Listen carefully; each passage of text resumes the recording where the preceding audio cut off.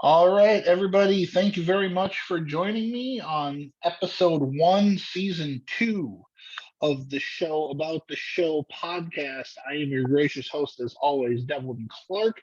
This is our new logo. You can find us on YouTube, Spotify, Apple Podcasts, anywhere you can get your podcast. I am incredibly grateful today to be joined by Major League umpire, former Major League umpire of 31 years, Dale Scott. He became crew chief in 2001. He has umpired three different World Series, three different All-Star games, and many more memorable games, including no-hitters. And I think a Billy Martin game that we're going to get into and discuss a little bit, as well as being the first openly gay umpire in the history of Major League Baseball, which is definitely an amazing thing too that we're going to get into a little bit later on. But without any further ado, let's get started. How you doing, Dale? Well, I'm doing great. Everything's good. I'm in Palm Springs and enjoying the temperature's a little bit below normal here, but nothing like what you're experiencing in Minnesota. So I'm good. Yeah. Like we were talking off air for the listeners, and the I live in northern Minnesota, and the air temperature now is 12 degrees below zero, with the feels like of 32 below. So it is. We're in the week two of our normal winter Arctic air blast. Right. Well, more power to you, buddy.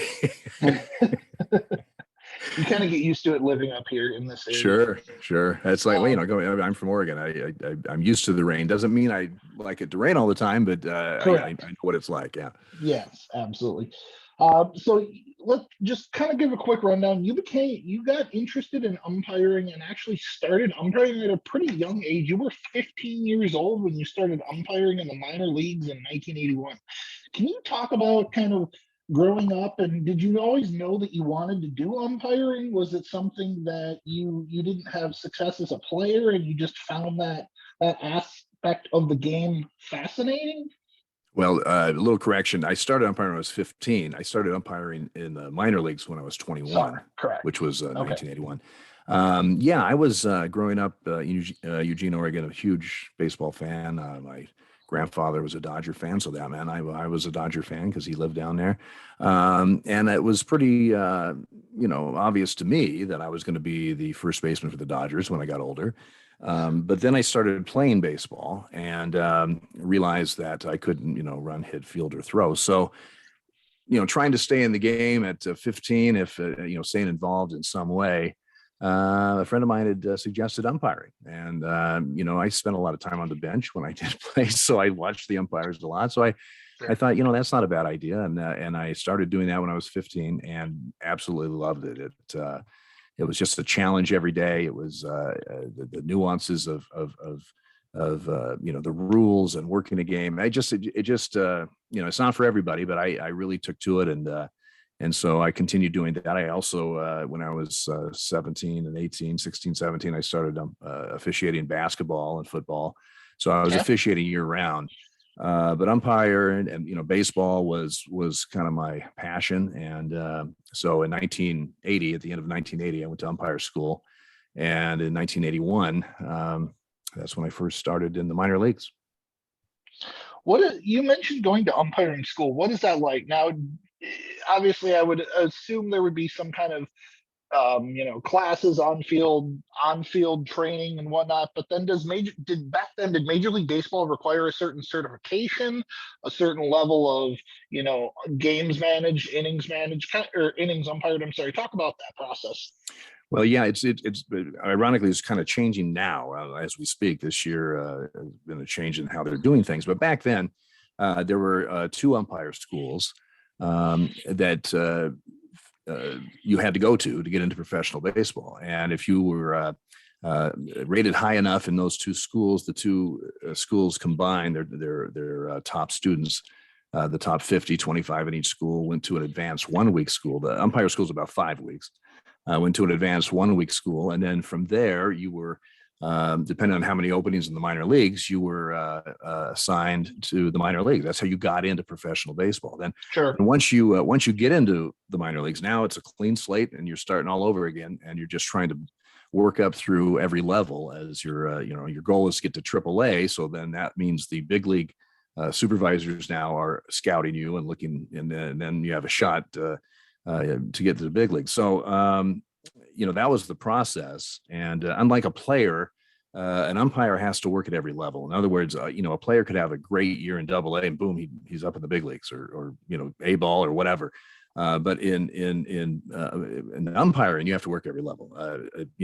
Short A, long A, Double A, Triple A. Oftentimes, prospects that are in Triple A will be sent to winter ball. I spent 2 winters in the Dominican Republic working down there. And that's just the process. And then, it weeds out, first of all, just getting out of umpire school and getting a job is a huge speed bump, so to speak. Right. And then just getting up to AAA. So many guys either get released or they just don't like the lifestyle and they quit. You're on the road a lot. You're not making a lot of money. Guys are in their 20s, starting families and stuff, and it can be quite a challenge. So, all that kind of filtration goes through. You get to AAA, then it's kind of a new slate again, as the big leagues are looking at you, and hopefully you catch somebody's eye and get a chance at some major league spring training and getting some games and hopefully getting hired. You had mentioned you have to go through 2 5-week courses. When they give you those courses, what do they grade you on? Is it accuracy? Is it knowledge of the rules? Is it, kind of talk about what Major League Baseball back then was looking for and what you and they're still, as far as that goes, they're still looking for this now. But first of all, it's a 5-week umpire school. It was only a 1-week advanced school. Okay. But they're looking at everything. They look at your like a typical umpire school day is in the morning. It's kind of like boot camp.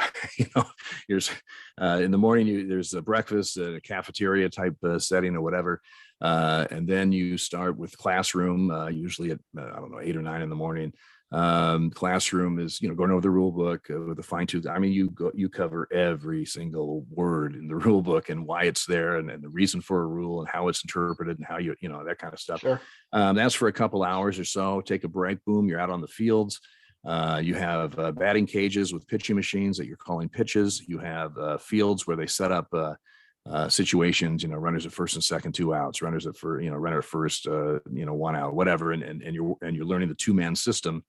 From, again, like the rule book, everything is covered. Your footwork, a base umpire, there's a runner at first, there's a pickoff at first. Your footwork, you start with a certain foot and this and that. I mean, because in a 2-man system, you're covering a lot of ground in a very little amount of time, and so you can't waste steps, or go the long way to somewhere because you just don't have time.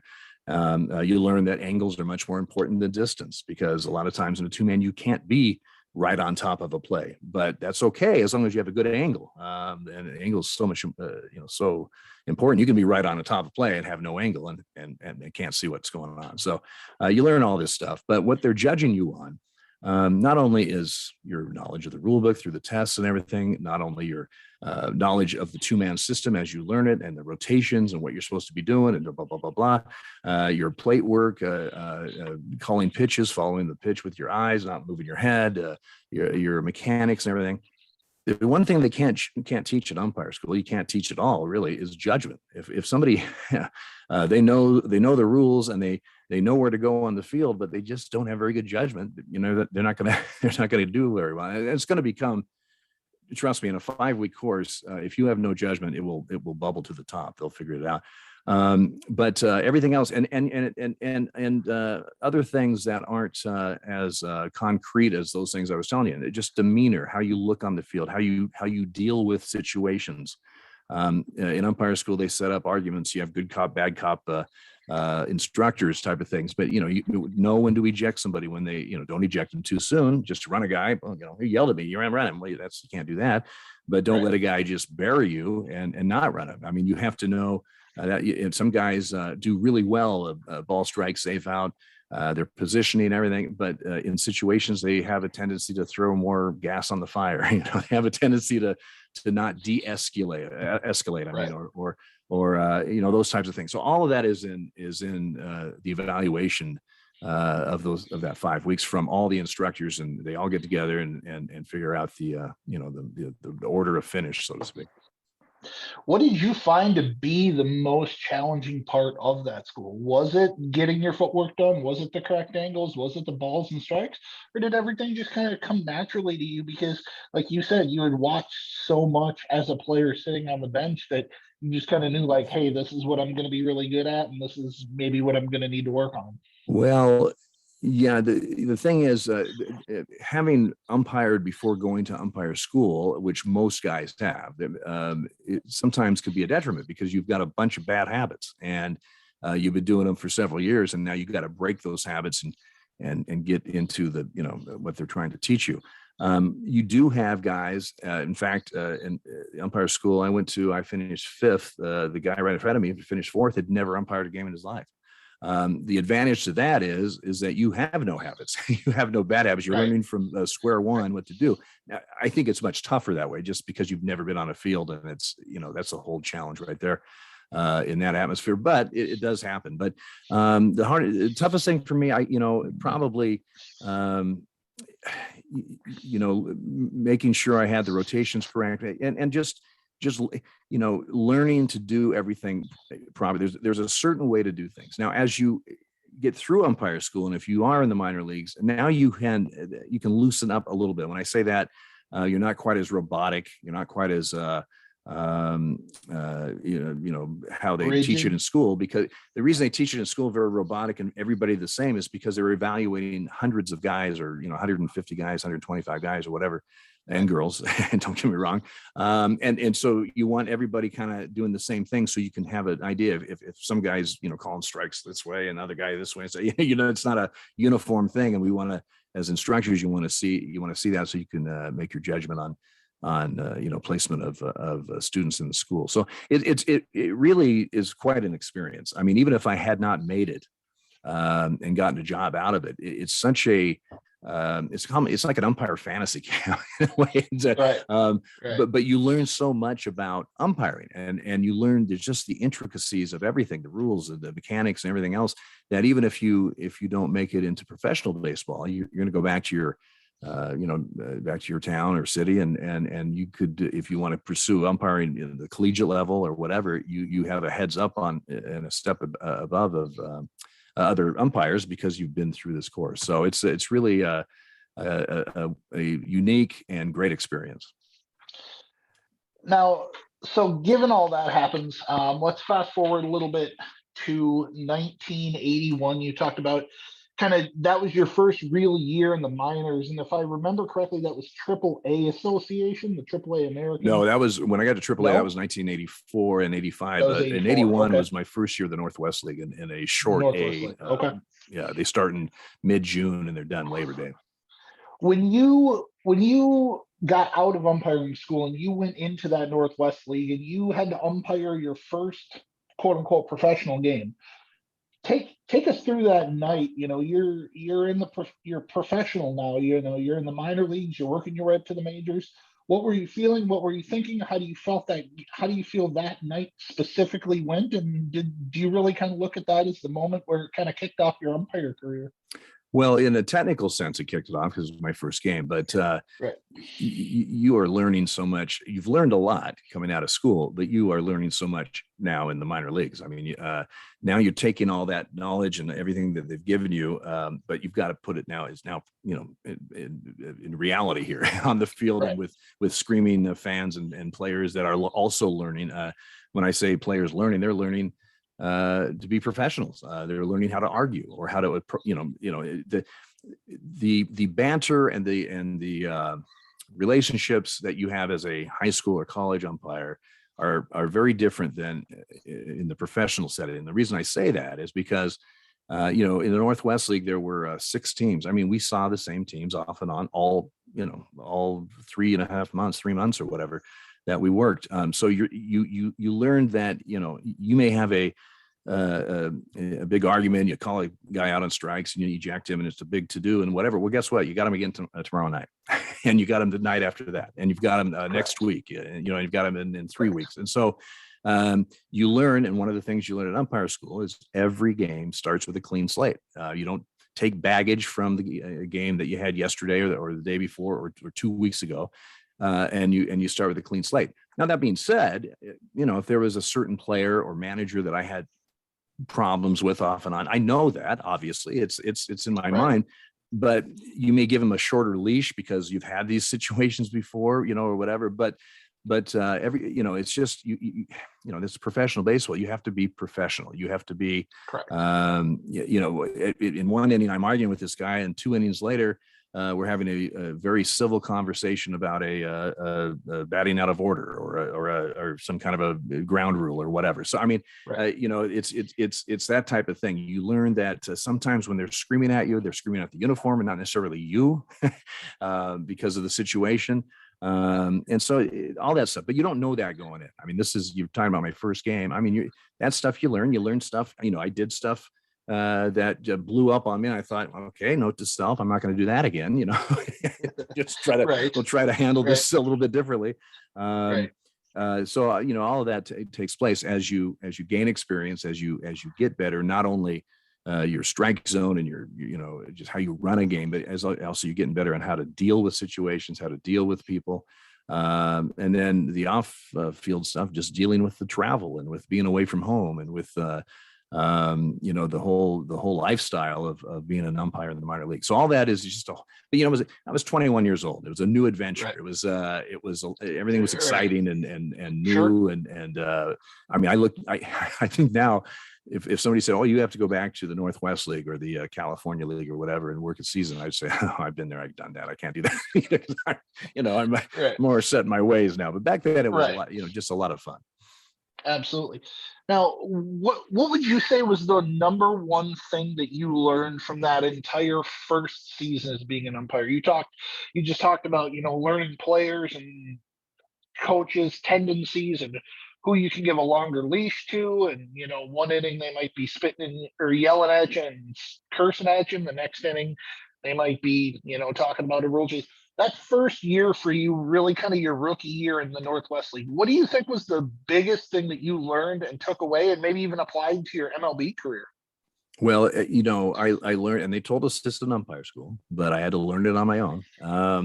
I write about it in the book. There was a player that before one of the games, rubbing up the baseballs, he kind of walked in and goes, oh, he'd never really seen an umpire rub up baseballs than, that we do for all the game balls for that night to take the shine and the slickness off the ball.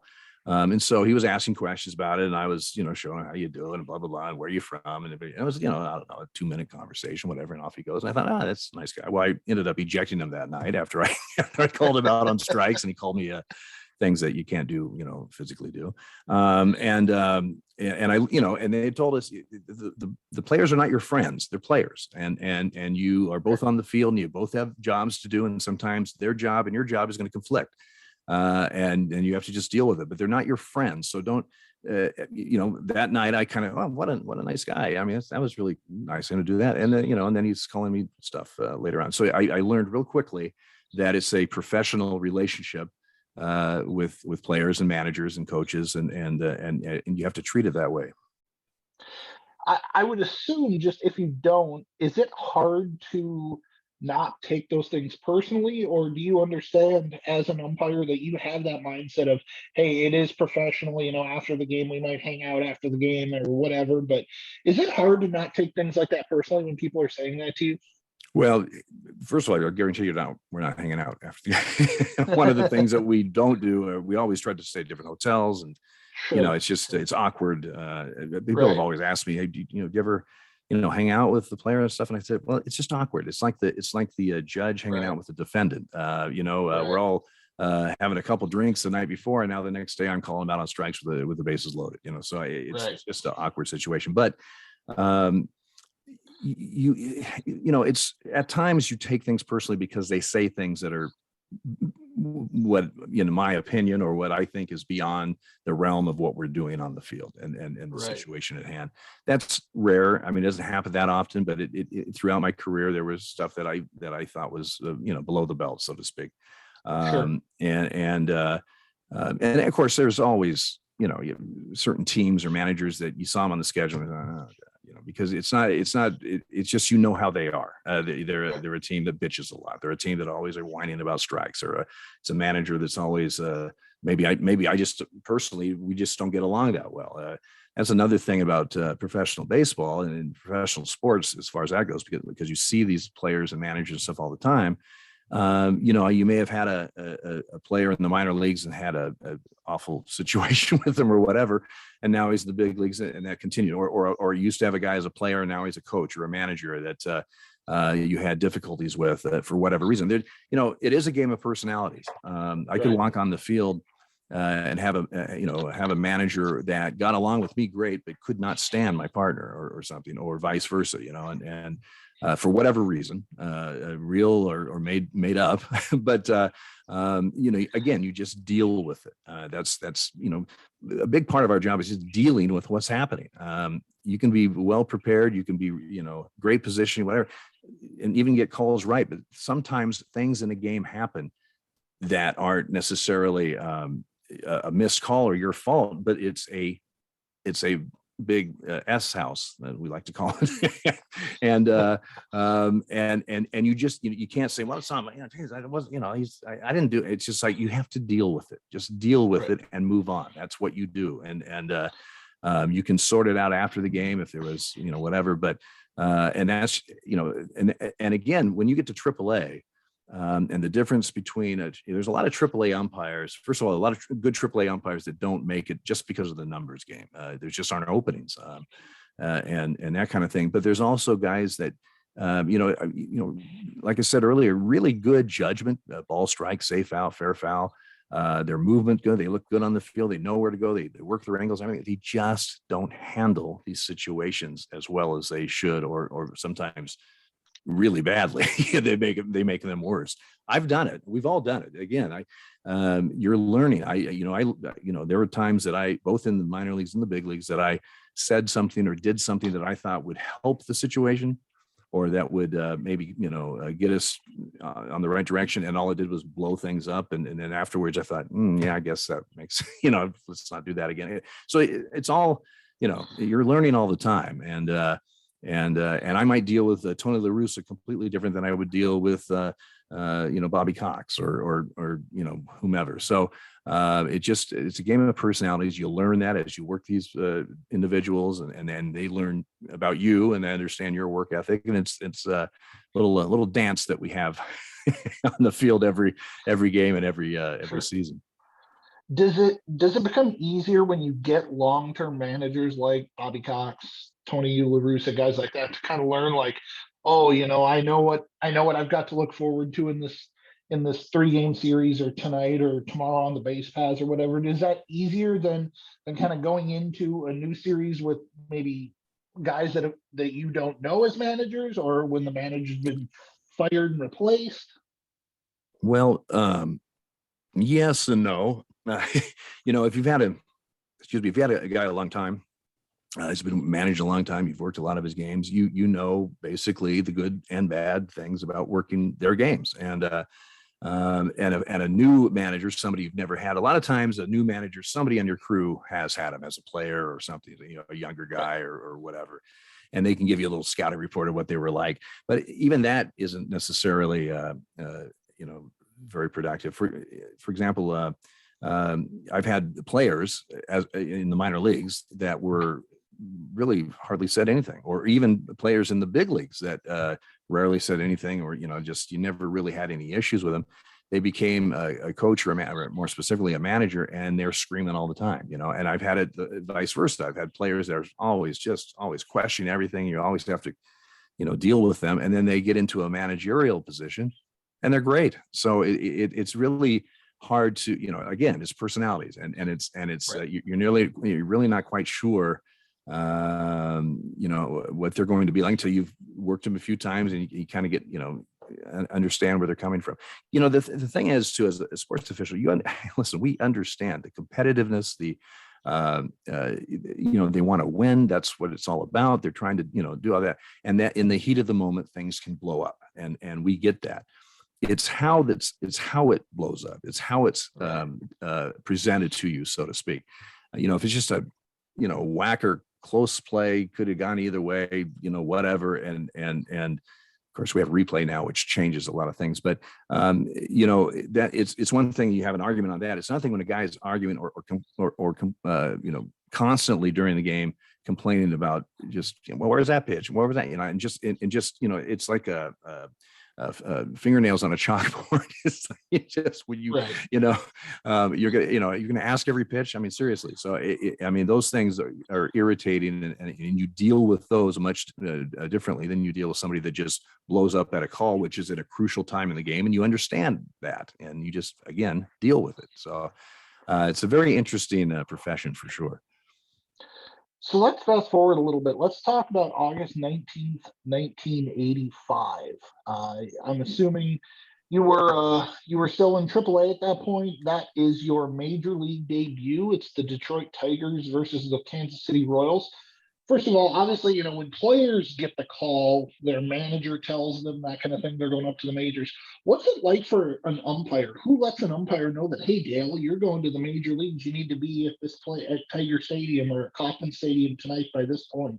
And then also kind of take me through that first day in the bigs. What was going through your mind and your body? And well, a lot of obviously when you get to AAA, that's the call you're hoping for, the call that you're going to go work a game. And usually you've already worked major league spring training at least one season, maybe more than that.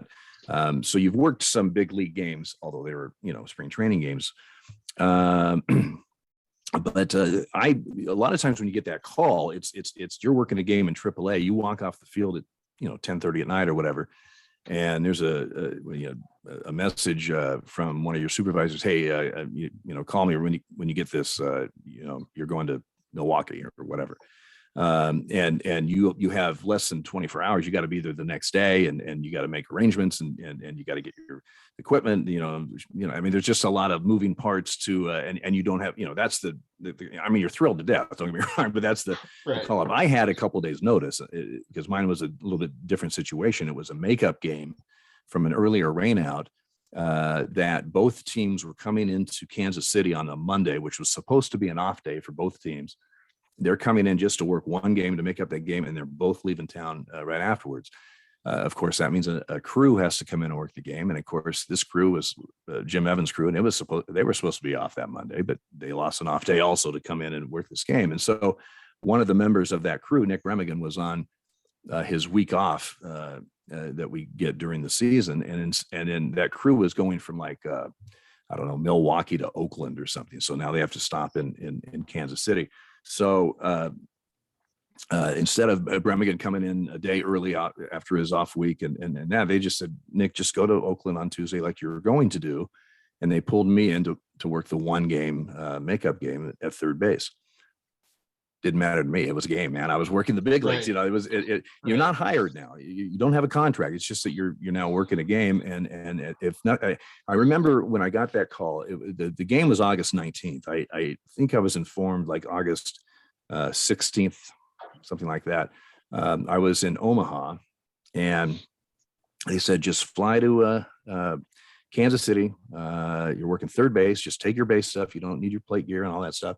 And then you're flying back to Omaha after the game, or not, the next day. So, but I remember thinking, if whatever happens now in my career as a professional umpire, and if I never do make it, I can at least say I worked a major league game. You can never take that away from me, right? Yeah.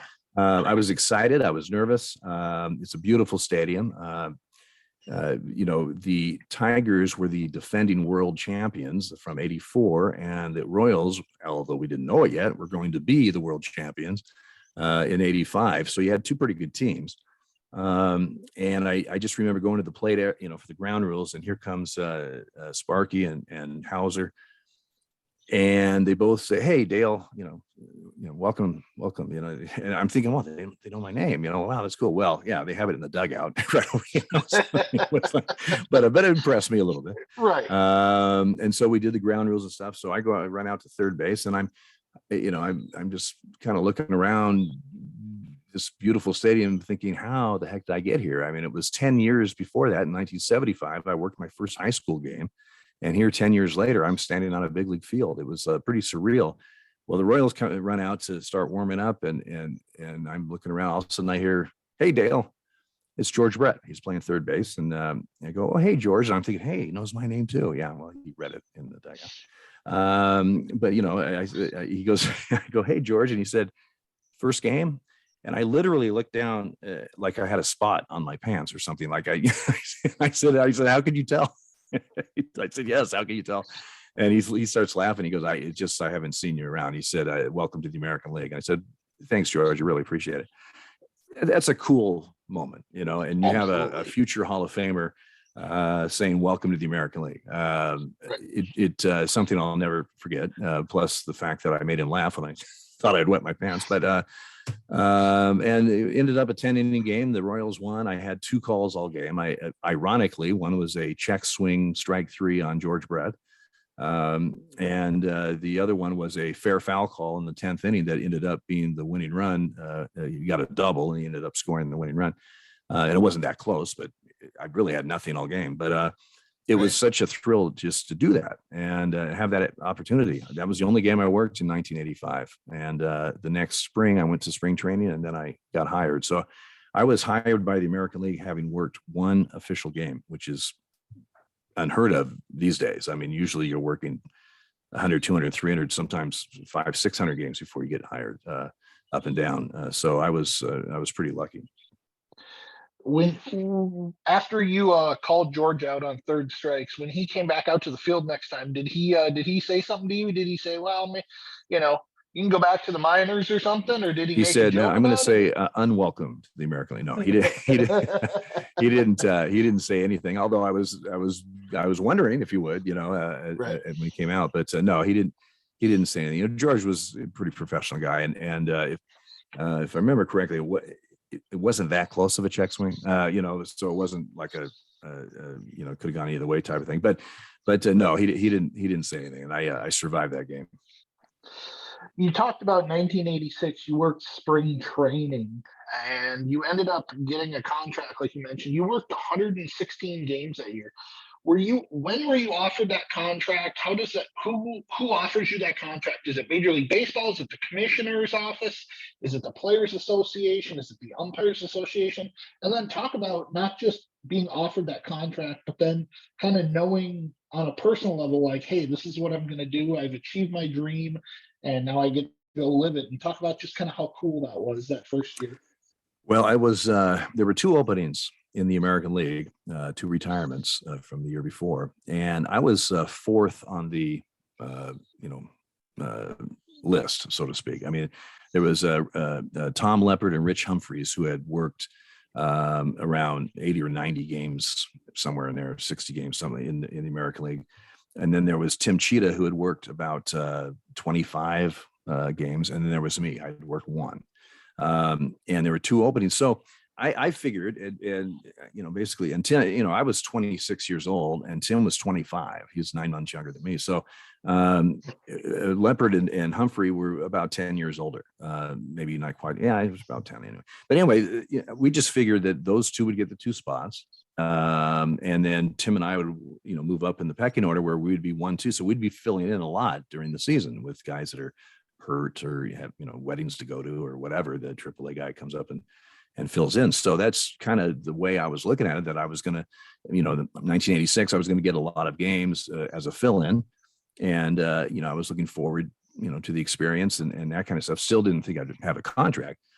Well, I was working, it was April Fool's Day, which a lot of managers say it was a joke. But I was just about ready to work the plate for an exhibition game. The Chicago White Sox, at that time, they were in Sarasota.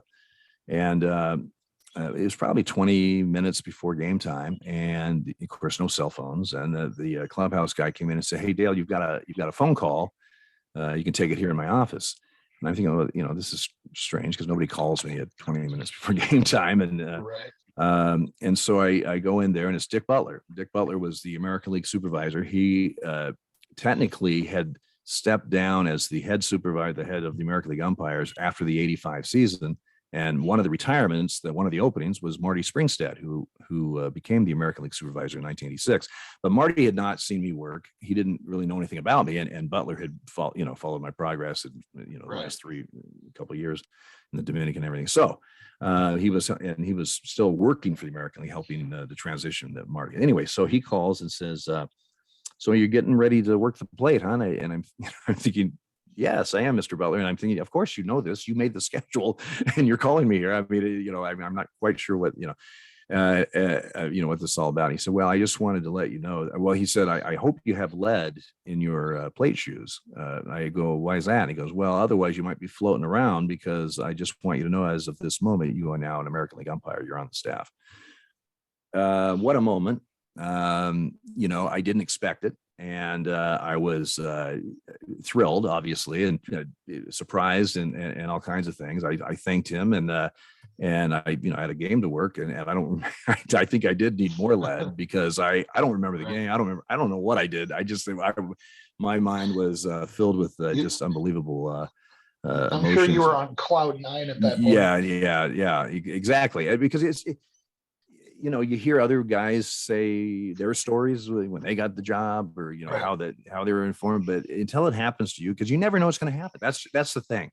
Until you're hired, you're not. And I could have worked 100 games that season and still not be on the staff, and still not, and then never get a contract, which has happened to many guys. Have worked a ton of games, but just never, for whatever reason, got over that last hump, and so it's such a such a thrill. But that was I remember 2 phone calls I made to my parents. One after umpire school, when I made it, to the advanced school, and from the advanced school to a job in the minor leagues. Those calls were great. And then this call after the game, when I called and said, "Can you believe this?" But the American League actually hired Tim Cheetah and myself, and didn't hire Humphreys and Leopard, the 2 guys that were ahead of us. And we found out later their reasoning was, yes, we were green. We didn't have as much. I had 1 game, and we didn't have much experience in the big leagues, and those 2 guys had more. But we had, in their eyes, a lot more potential and talent, and at 10 years younger, a lot of work history going forward, and to devote to the league. And so they kind of rolled the dice a little bit. Especially with me, but with both of us, just from the fact that we really hadn't been tested. We really hadn't had a very big working pool, so to speak, to of our work in the big leagues. But it worked out well. Tim and I both had great careers. We worked our first World Series together in 1998. And plus Tim, I'd worked with him in the California League. I'd worked with him in the Instructional League. I'd worked with him in the American Association. I'd worked with him in the Dominican. So we went to umpire school the same year. So we were like twins, parallel twins, making our way up. So it all worked out really well. So let's talk about the end. So you go through and you do 116 games in 1986. And then in the end of the offseason in 1986, in October of 1986, you're hanging out one night and you meet somebody who changes your life, a guy named Michael. Talk to us a little bit about how you and Michael met. Well, I finally got done this journey, backing up just a little bit. I started in 1984. I started in AA. I got promoted to AAA in May. After the AAA season, I worked the first round of the playoffs. I had about not even a month off, and boom, I was in the Dominican Republic for 3.5 months. I got home in February of '85, had not quite a month off, and boom, I'm in spring training, and then an entire AAA season in '85. Worked the playoffs, come back home, not quite a month, boom, I'm back into the Dominican working another winter ball session, and then I come back from the winter ball in '86. Have spring training, get hired by the American League, work the entire season. And so now in September of 1986, for the last 2.5 years, basically, I've been working baseball. I mean, year round. It was just a few breaks here and there. And I finally now in September of '86, I was I was, under contract. I was getting paid year round. I had until March off, which, 5 months or so. I finally said, my God, I made it. I'm making money now. I can do. And I the first line of business was move out of my parents' house, right? Because I'm 27 years old now. Of course, I lived with my parents, but I was never there, but anyway, so I was going to stay in Eugene. What was I going to do? So I decided to move to Portland because for various reasons, but that was the plan. So I went up to Portland on October 5th, staying at a friend's house that used to live in Eugene, because the next day I had looked in the classifieds because we had no internet. This was the barbaric times where you actually looked at it. Yeah. And there was a couple places I wanted to look at to lease, and move to Portland. The last thing on my mind, is a relationship. I mean, that was it wasn't even on a list. And so Terry, this friend that I was staying with, we went and got a burger or something. It was a Monday night. Excuse me, it was October 6th, Monday night. I said on the way back to his place, it was about 8:30, and I say, let's stop for a beer. There's a place called CC Slaughters. It's still open in Portland. It's a different location, but it's a gay bar that I've been to many times. Terry and I stopped in there, didn't just have a beer, and there's about 5 people in there. Wasn't busy at all, which I didn't anticipate. And in walks about 10 minutes later, in walks these 2 guys, and this one guy, I just made eye contact. I mean, this guy was just beautiful smile. I mean, I was just like, who is this guy?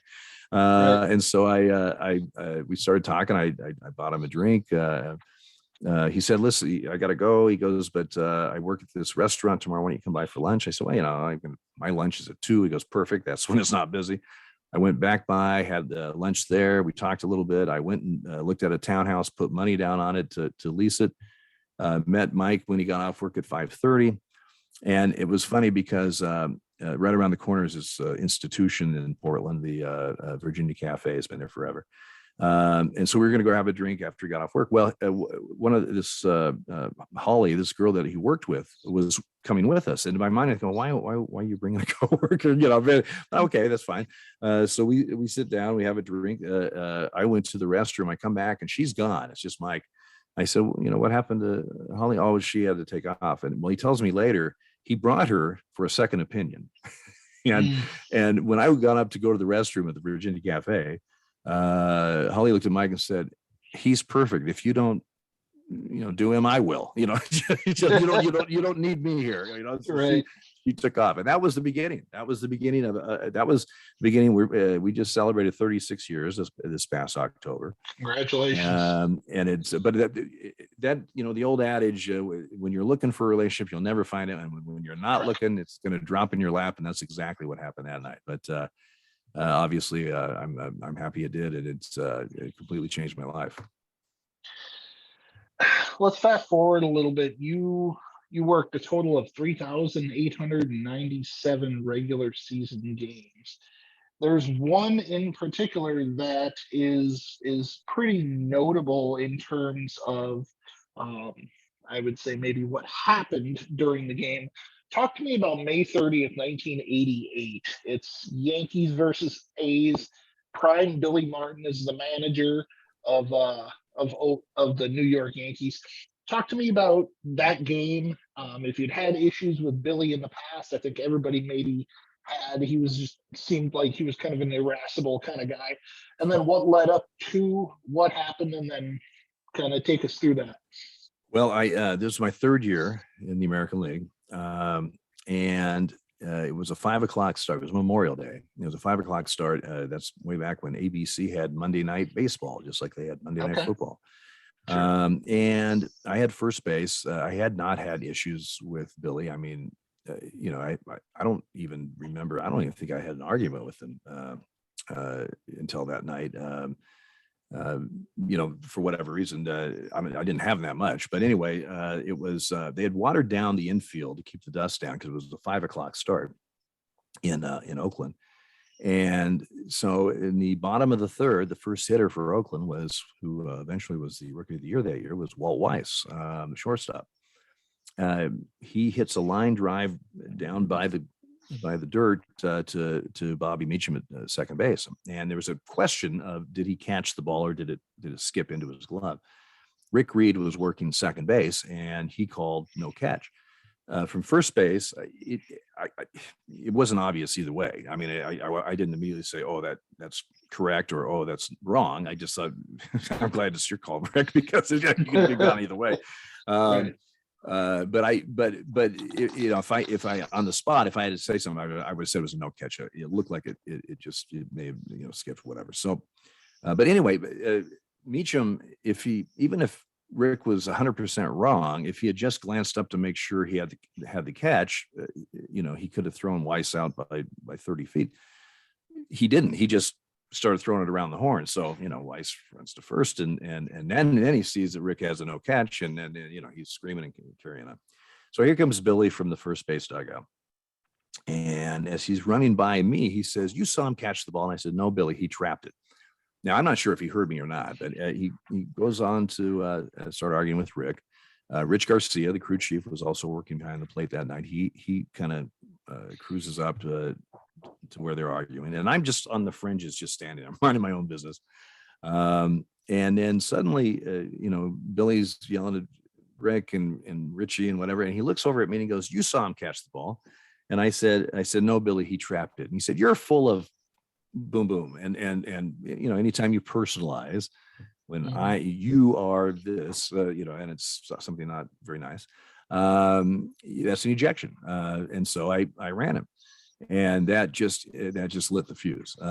Billy just went off. And now it's not unusual for managers to pick on the youngest guy on the crew. I mean, that, it happens since Abner, invented the game. So that's not a big shocker, but he's going off, and he's saying, "I'm full of this and full of that, and I saw it and this and that." And so he wants to kick dirt on me. So he starts kicking. Well, like I said, the dirt had been watered down to keep the dust down, so it was still kind of damp, and he couldn't get any dirt going. And he tried a couple times, and he really wanted to kick some dirt on me. And so the one time his foot just nicked my knee, or just he didn't mean to. It wasn't like he was kicking me, but he and so I started pointing out, "You just kicked me, Billy. You just kicked me." Because he made contact. Well, after a couple times of trying to get the dirt kicked up, he just bends down, he grabs two handfuls, and he just throws it like a chest pass right onto my chest. And now Richie's, getting in between us and John Hirschbeck from third base to come over. And so, we're in a full-fledged S house here. And he's going over Richie's shoulder, yelling at me, and I'm going right back at him because, I'm a young guy. I'm going to show him that, you can't intimidate me, and blah, blah, blah. And off we went to the races. He ended up, and 2 weeks earlier, by the way, 2 weeks earlier in Texas, he got ejected by Tim Welke and kicked dirt on Tim Welke, and he got fined but not suspended for that. But in the letter Dr. Brown, the American League president, sent him, said, "Billy, you can't be kicking dirt, and I'm blah blah blah. Don't do this again, this and that." So he does it again 2 weeks later. So he got a 3-day suspension, and the fine, I don't remember what it was, but it was the sport headline, for several news cycles. And it was the first time that in my career, although it happens later throughout at different times, but it was the first time in my career that I was in the middle of a storm. And it was my name, Umpire Dale Scott, and this, and it's just a whirlwind. Now it's even worse now because with social media and 24-hour cable news and blah blah blah. But still, it was pretty intense at the time. He came back and managed for a few weeks, and then Steinbrenner fired him, and he never managed again. So I was the last umpire to ever eject Billy Martin. And it was Memorial Day, 1988. And I haven't seen it, but I was told that Trivial Pursuit, the sport edition or whatever, I'm the answer to a question: who was the last umpire to eject Billy Martin? And I would love to see it if it's true. I've been told a couple times that that's one of the questions. Anyway, so that was my first real big time ejection. It wasn't my first ejection, but my first big time ejection, and a lot of fallout from it. What was your reaction initially in that split second when, because you'd mentioned you'd thrown out guys in the minors and stuff like that, maybe even in Major League Baseball Oh previously. yeah, I mean this is my third year, so I'd had a few already in the big leagues, but nothing like that. Right. What was your reaction when you see him reach down and throw that dirt at you? Like, does that just take it to another level, or are you just No, saying, it's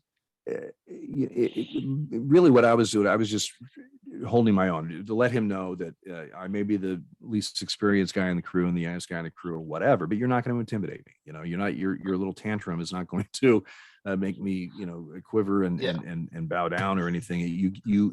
When you get to the big leagues, you got a lot of things on your plate, and especially in my situation where I had worked one game. So you're learning the cities, you're learning the stadiums, you're learning the teams.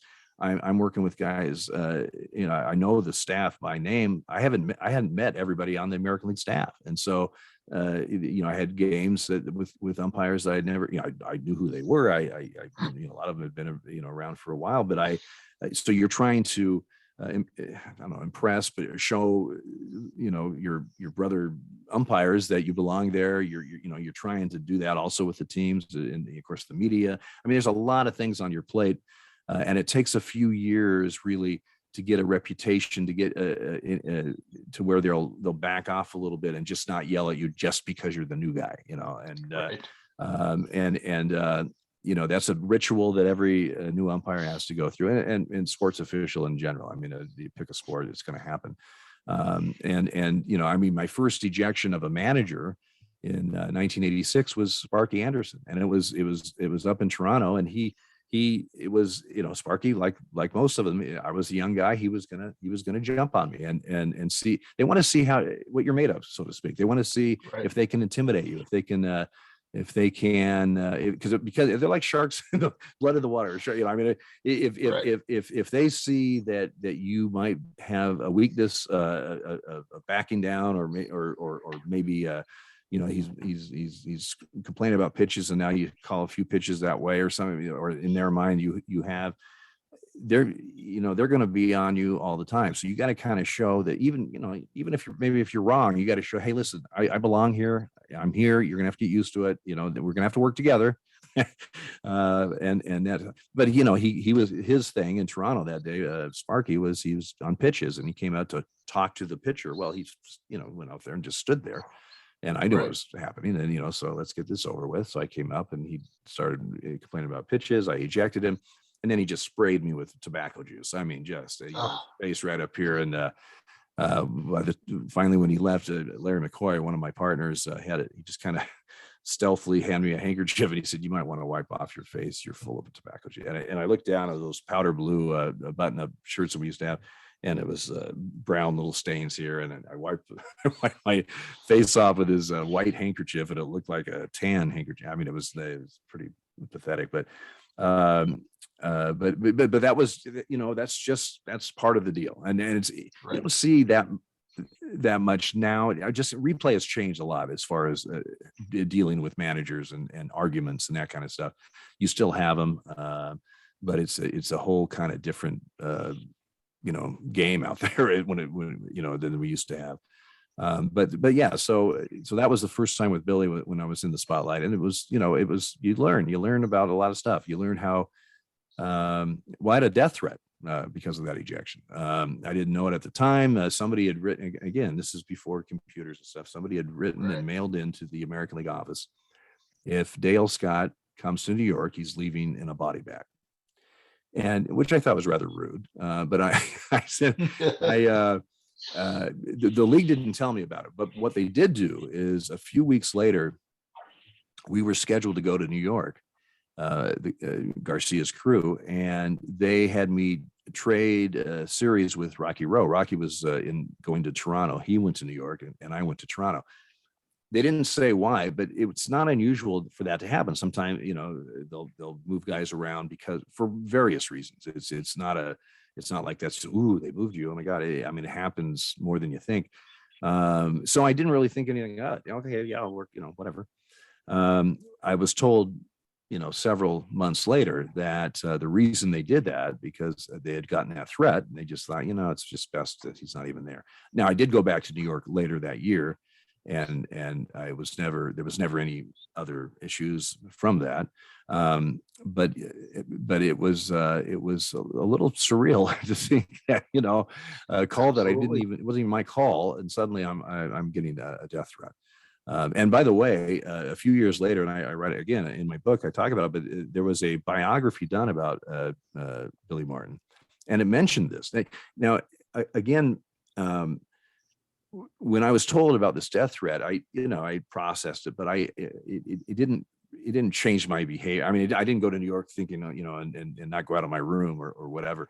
And it just kind of was just what it was. Well, a few years later, somebody said, "Did you hear about this biography about Billy? It says that he put a hit on you."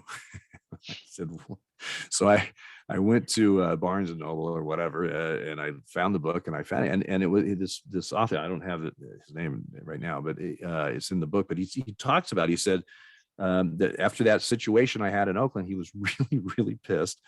Why, I don't know. It was a nothing play on a nothing game, but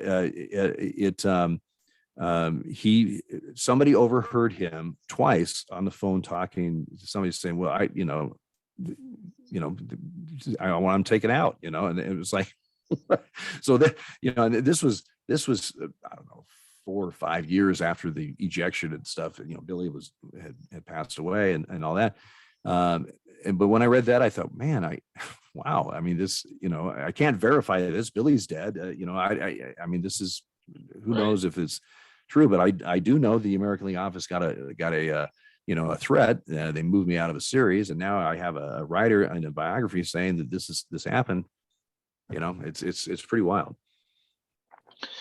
Let's move to 1990, July 1st, 1990. You're the home plate umpire for the Yankees-White Sox game. There's a pitcher by the name of Andy Hawkins, and he throws an 8-inning no-hitter and ended up losing. And at the time, it was only the second game in Major League history in which a pitcher lost a complete game no-hitter. And the next year, Major League Baseball in 1991 actually changed the rule that said you have to go 9 innings, thereby kind of voiding Hawkins' effort. But you've also called Justin Verlander, or you were the first base umpire for Justin Verlander. You were the home plate umpire for the Scott Erickson one, I believe, against the Brewers on, I believe it was April 27th, 1994, if I'm not mistaken. Right. Can you talk about, is there something different when a pitcher throws a no-hitter? Like, as an umpire, can you tell, like, okay, he's going to be on today?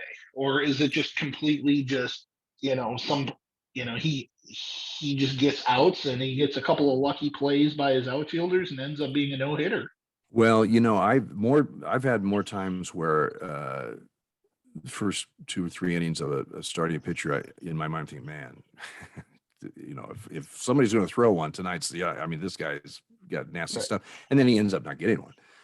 The Scott Erickson one, it was the only one I had behind the plate, and he wasn't overbearing or overpowering at all. It wasn't like after the first 2 or 3 innings, I was going, man, this is going to happen. In fact, I think in the 9th inning, he walked 2 or 3 guys. Struggling to get out of, to get the complete game and get out of there. I think he loaded the bases in the 9th inning. Right. And so it wasn't like he was overpowering. And that's the quirky thing, about baseball in general, about no hitters. You could have the most. I remember Randy Johnson when he was with the Mariners. He had a start in Oakland. It was a day game. I don't recall what year this was, but I was the plate umpire. He had a perfect game into the 8th inning, and he lost the perfect game in the bottom of the 8th on a 3-2 walk. And thank God it wasn't close.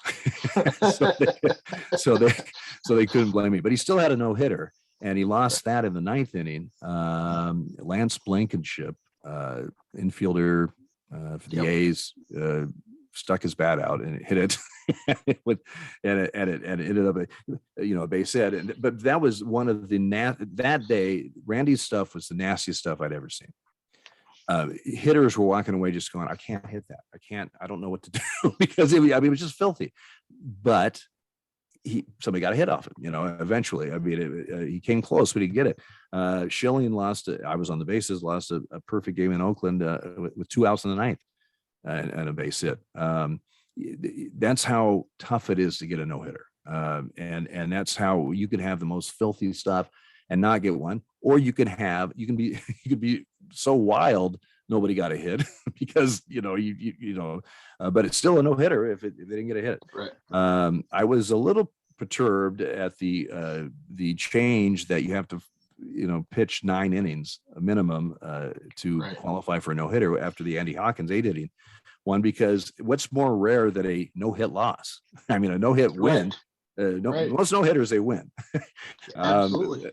But a no-hit loss. And I thought, I mean, is the game complete in the box score? Did it go in the standings? Did the statistics count for everybody? Why is that not a no-hitter? Granted, he lost. Yes, he only pitched 8 innings, but you only have to pitch 8 innings if the home team doesn't come up in the ninth. So I thought that, but still, that was an odd situation too, because it was errors, Jim Leyrit's errors in left field in the bottom of the 8th inning, that the score, because there was no score of the game until the bottom of the 8th, and then the White Sox, the Yankees don't get anything in the 9th, and game's over. So that was strange. But your question about, do you know what's going on, or can you tell you guys haven't? I could tell, not really. I mean, like I said, because I've had guys that had nasty stuff and didn't even come close. Maybe they had nasty stuff until about the 5th, and they got shelled or whatever. Right. And then I've had guys that were kind of all over the place or just didn't have pure command of what they were doing. Scott Erickson is a great example. I mean, he pitched a good game, but it wasn't somebody who wasn't dominating. God. Yeah, exactly. And side note on that was in the Metrodome. It was late April. And I had like the flu or something. I was in my room all day. I had a kind of a low fever. I was sweaty. I had the plate that night. I'm just going, oh man, I don't just, and you really got to be damn near on your deathbed to miss a game. So I went out and worked the game, and ends up it's a no-hitter.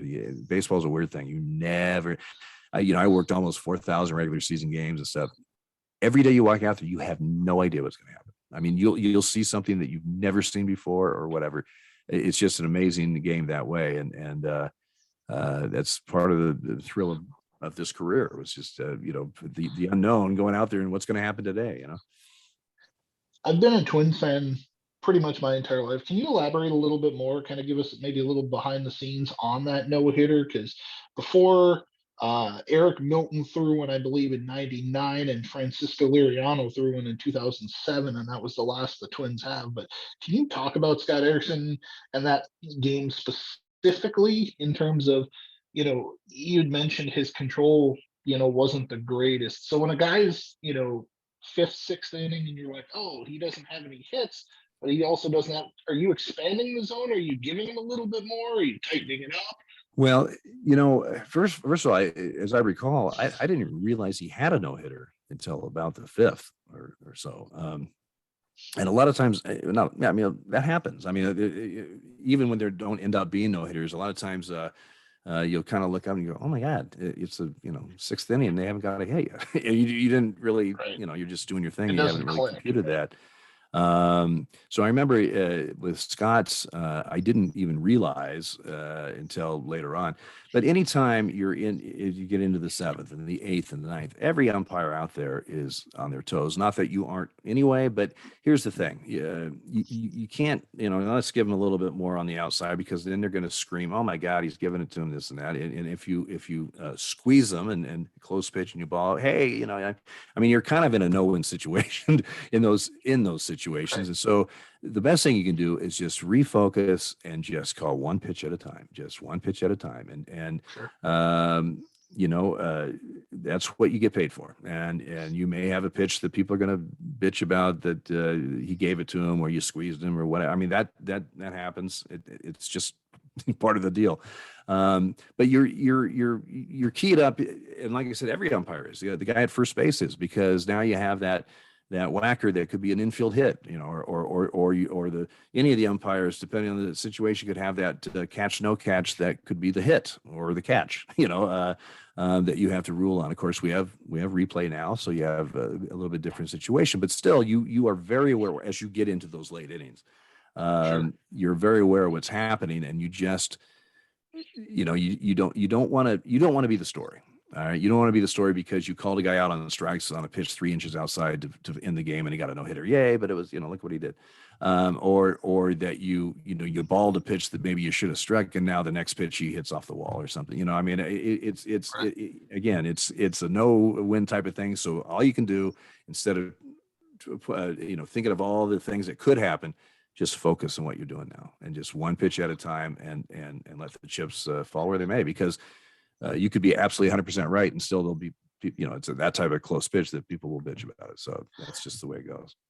And that kind of reminds me when you were mentioning about how, it could be, that one call could be the difference in the game. That kind of reminds me of that, of the Angel Hernandez call at first base on the Galarraga no-hitter 10, 12 years ago in Detroit. Oh, that was Jimmy Joyce. Or Jimmy Joyce. Okay. Yeah. Yep. Yeah. I mean, but that's a good example of, you guys have to make a split-second decision, and in that situation, you're potentially taking a no-hitter away from a guy, or you're making a decision as to whether or not he gets it. Yeah, well, that game with Jimmy, that was a perfect game. That was the 27th out, and ironically, it was the pitcher covering. And, they were, again, I've talked to Jimmy numerous times about this. They were very, very aware of what was happening. And Jimmy, he told me, he said, Scotty, when I call it, and again, you're out there going, okay, timing, just slow down, make sure you see the play and call it, I mean, we know what's going on. Just don't be the story. Well, it's like Jimmy told me. So Scotty, he goes, when I called him safe, I thought I was right. I mean, it wasn't, sometimes you make a call and right when you're calling, you go, I don't know, because you just, your timing was a little quick or whatever. And then there's other times that you're very confident of what you call. And then you see the replay afterwards, you go, oh man, how did that's not what I saw, I mean, so, this was one of those times that Jimmy was confident. He thought that the guy beat him. And he said, but immediately the reaction of course, the fans, but of the players were like, God, I mean, the Tigers were not happy. And Galarraga, to his credit, he just kind of smiled. Yeah. And, drops his shoulders, but he didn't go goofy at all. He just kind of like, really, but some of the infielders have. So Jimmy's now thinking, did I miss that? Because he really thought he had it right. And of course, the next out happened pretty quickly, and the game was over. And they're booing the hell out of him as they're walking in. But when the players were yelling at him, right when they got in the locker room, Jimmy said, "Did I miss that?" to his partners, And they all three went like, "Yeah, I think you did," And so then he watched the replay, and he was devastated that he had done that, and that I mean that is a scenario that if you gave it to a Hollywood producer, they say this would never happen. The 27th out on it with the pitcher covering. I mean, there's just no way this would happen, right? Yeah, it's an umpire nightmare, and Jimmy handled it unbelievably well, and thank God he was a established, well-liked veteran umpire. Because if that had happened to a younger guy or a fill-in guy or a guy that doesn't have a great reputation, fair or not fair, but doesn't have a great reputation, that could just bury you. And especially a young guy, that could alter your career, the rest of your career. And if you were a fill-in guy, that play right there may prevent you from ever getting the contract, So which it shouldn't, because you got to look at the entire body of work to evaluate somebody. But and just as a sidebar, that was the play, that was the impetus to start replay. Replay was kind of out here, talked about. C-League wasn't real for it, it was kind of out there. That play happened, and they said, okay, we got to have something that will correct obvious errors, and that's what they came up with. June 2007, you kind of touched on Curt Schilling's no-hitter that he lost against Oakland when Shannon Stewart broke it up. But 5 days before that, I believe, you were actually the first base umpire in Detroit when Justin Verlander actually did throw a no-hitter against the Brewers. I was going to say it was 5 days after the Schilling game. 5 days after. Yeah. Okay. So, I mean, you know, as a baseball umpire who's very seasoned at this point, you're 31 years into your professional career. You know how, hard no hitters are to come by. What was that week like for you to just be involved in one no hitter and two almost no hitters within a 5-day stretch? Well, it was really strange because Ron Culpa had to play both games. And in Oakland, and I'm pretty sure it was a perfect game that he lost with a hit in the ninth, with 2 outs in the ninth. But it certainly wasn't no hitter that he lost for sure.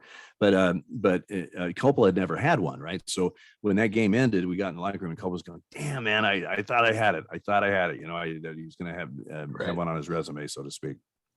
And he was so close, so close. And I could be mistaken, but I think Schilling, the catcher called whatever, and Schilling, wiped him off and wanted to throw something else, and it was basically. So I don't know how that worked out. I could be wrong on that. So now, 5 days later, we had an off day, and then we're in Detroit or whatever, and now it's we all done a rotation. Now it's Culpa's plate game again. He's behind the plate. This is back-to-back plate games for him.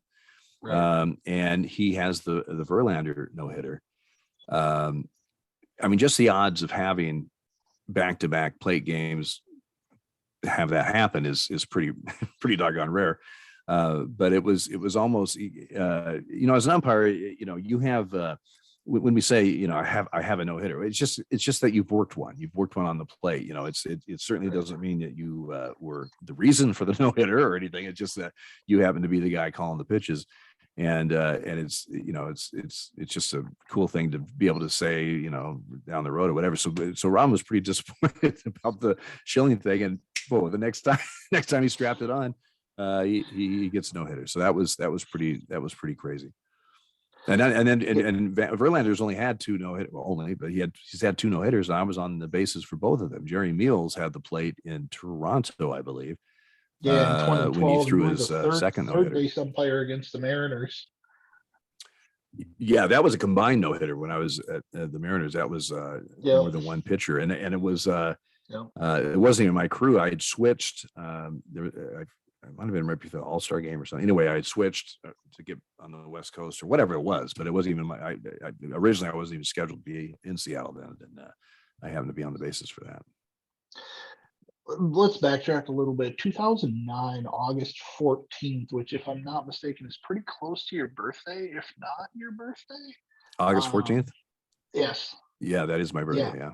August 14th, 2009, on your 50th birthday, you worked your 3,000th career game. Behind the plate. Yeah. Oh, behind the plate. Okay. So when you work your 3,000 game or a milestone game like that, does Major League Baseball do anything to honor you? Do you get a patch? Do you get some correspondence from Major League Baseball? Like, can you kind of talk about, because that's a pretty big milestone for any umpire to get, because you had mentioned about how hard umpiring is, and that definitely shows longevity and that MLB trusts you and all that kind of stuff. Can you kind of talk about that day in particular, not just professionally, but also personally being your I knew I was going to have my 3,000th regular season game sometime that season, and once you have rainouts or whatever, so it could right, you're not exactly sure when it's going to be until it's you come up on it. And originally I was going to have third base that game, but about 2 weeks earlier we had a postponement. We had a rainout that moved us up one, basically. So it ended up that I mean, the odds of on your birthday, on your 50th birthday, you're going to be behind the plate working your 3,000th game. I mean, that's a lot of slide rules and the stars align just right for that. Exactly. Without altering the rotation purposely to put you there or whatever. And this was all. I didn't alter anything. The only thing that got altered was we lost a game because of a rainout, and that's what put me on the plate that day, for 3,000. So it was a thrill. I had a couple of friends from Portland that happened to be in town. It was in St. Louis, which is a good place. I mean, because St. Louis fans are always there and they're very engaged, and And so it was a cool place. Major League Baseball does nothing for you. They pay you on the back and say good job. But actually the Cardinals, after the game was official in the fifth inning, they put on in between innings, congratulations to plate umpire Dale Scott's 3,000th regular season game, which I did not know they're going to do. I did not expect, and I got a nice very polite applause for that. So, which was very nice, and they combined that with, it was also my birthday. So, Right. So I'm thinking, people, you can't yell at me today. It's my 3,000th and it's my birthday, for God's sake. I mean, come on. Yeah. But it was a thrill, and it was it's a number that because you don't, it's a number that not a lot of umpires have hit. I was really looking forward to hitting number 4,000 the last year that I worked in 2017. If we had no rainouts and if I didn't get hurt, it would have been in September, about like mid-September in San Francisco, would have been the 4,000th game. That's a big number, because very, very few umpires are going to hit that number, because you're not working as many games these days as we used to. And with 4 weeks off during the season, with 2 to 3 weeks in replay when you're off the field, and those don't count as games. And then just the way a lot of guys are concussions, a lot of guys, there's just injuries that are happening and stuff. It just 3,000 is a big number. 4,000 is a huge number. I missed that by 103 games, which was disappointing. I think there's only 3 guys that have 5,000 regular season games. Joe West, Bill Clem, and Bruce Fremming, I think, are the only 5,000 game club. I got my contract at 26. I was young enough that if I wanted to continue working, I could have, in theory, I could have done like Joe West did and work, well into my 60s and hit a 5,000 mark or whatever. But I had absolutely no desire to do that. But that's a big number, and I'm proud of that. It's one of those things that nobody really knows. I mean, other umpires may know and stuff, but it's not something that people say, oh yeah, the batting average that year is this and that. Oh, and by the way, Dale Scout worked 3,000 games. Yeah, I mean, it's not a stat that's out there, but it does mean something to me and to umpires, just because it shows longevity. It shows a long career, and it's in a lot of ways. When I think about how many games I worked, almost 4,000, it boggles my mind that I worked that many. I mean, you just that's just a lot of foul tips. And so, but I am very proud of that, though. We haven't touched on this yet, but you worked a total of 91 postseason games, including 3 World Series. You worked the 98 World Series, which was obviously Yankees Padres. You worked 01, which was probably the most famous one in that decade, D-backs versus Yankees, obviously coming off the whole emotional 9/11 situation. And then you also worked the 2004 series, which was Red Sox Cardinals. Out of those 3 World Series, which one do you remember fondest, and what are some memories that you can share from those World Series? Well, they all have special memories. The 98 series was a sweep by the Yankees. The Yankees won, 7,000 games that year or something. They were unbelievable. They were far and away the best team in baseball. Yeah. But it was, it was my first World Series. So when we talked earlier about getting the call of, going to the big leagues or whatever, when you get the call that you're going to work a World Series, I mean, you can't get much higher than that as far as in the umpiring profession or whatever. And again, it was one of those things that, once I worked my first World Series, if I never have another one, I can always say I worked the World Series and I've got a ring for it and that kind of stuff. I was fortunate enough to get 2 more. But that one is well thought of, just because it was my first, and the whole thing, and my parents were there, and it just, it was very exciting. 2001 was unbelievable. It was a 7-game series. The home team won every game. It was 8. My plate game, which was game 3, the first game in Yankee Stadium, was exactly 8 weeks to the day from 9/11. Wow. we're 13, 14 miles from ground zero. We're in a city we're in a country that is still in shock and still trying to process what's going on. And I'm in a city where it's beyond shock. It was just an emotional time for everyone, and then especially in that city. And that was the game that President Bush threw out the first pitch, and the security around that. And I have a whole chapter in the book describing just all of the precautions that were being taken for the whole series, but also specifically that game when the president was there.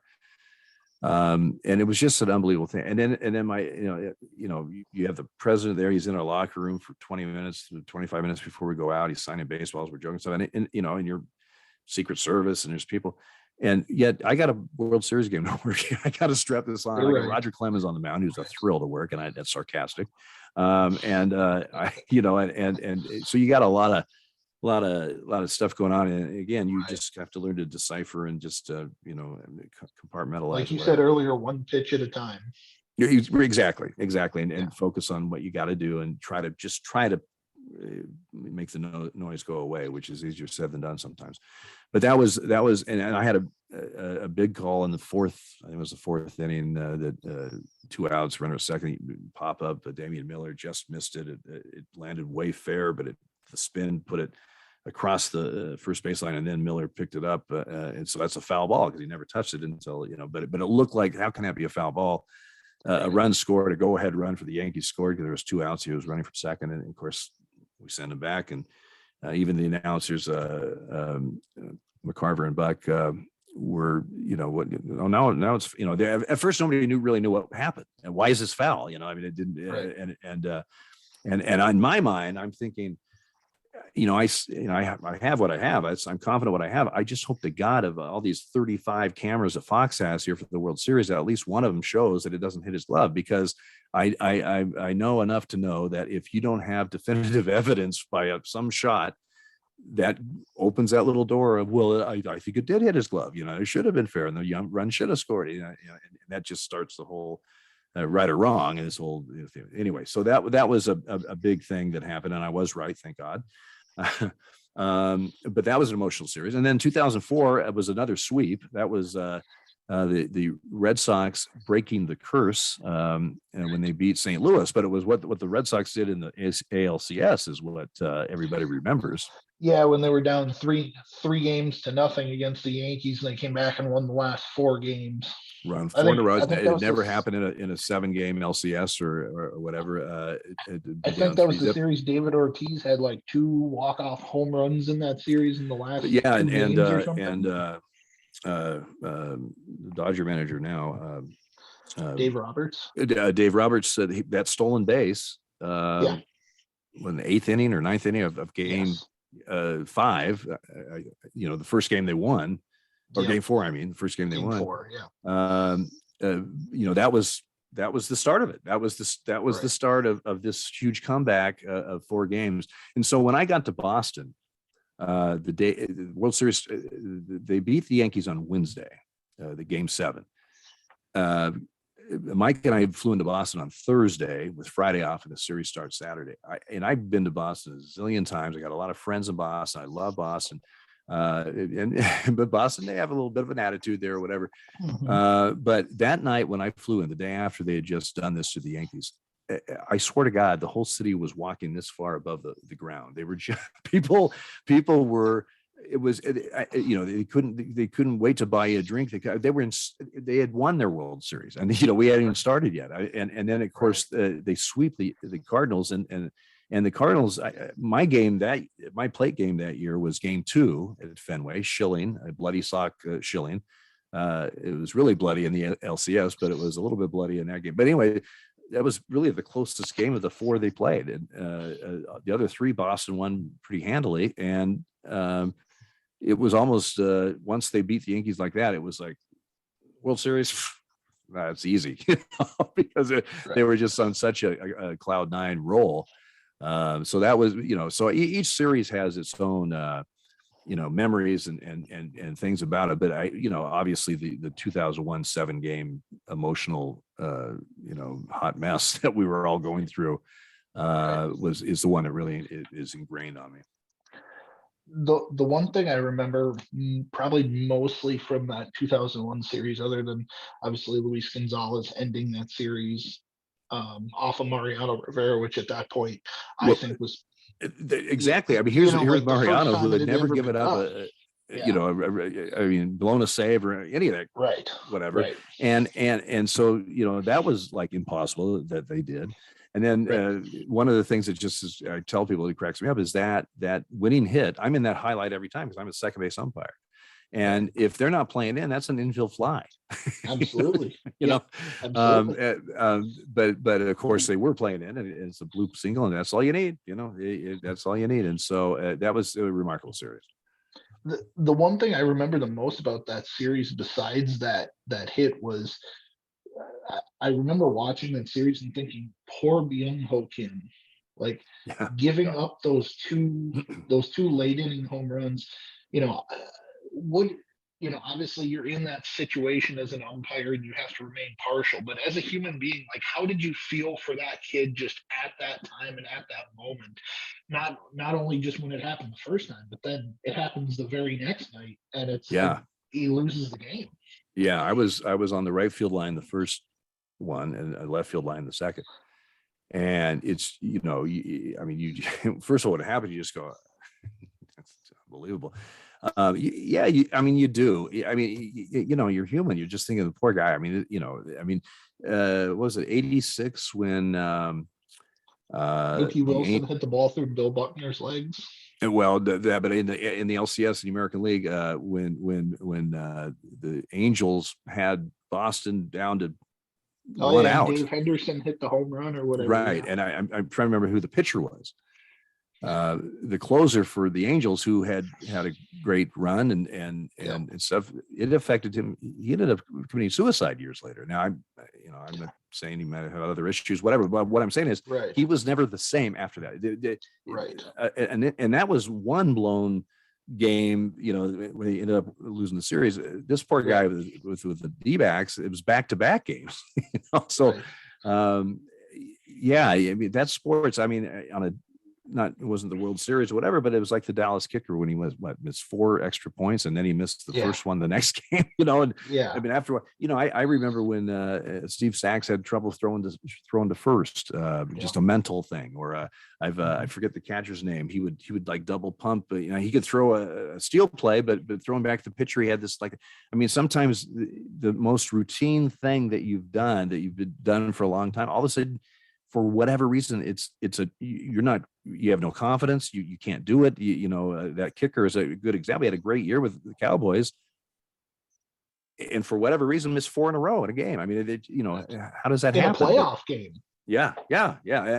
Luckily they didn't hurt them that game, but it was like, whoa, that's going on. I mean, and you had to feel for the guy. I mean, I'm not a Cowboy fan, but I had to feel for the guy. I mean, come on.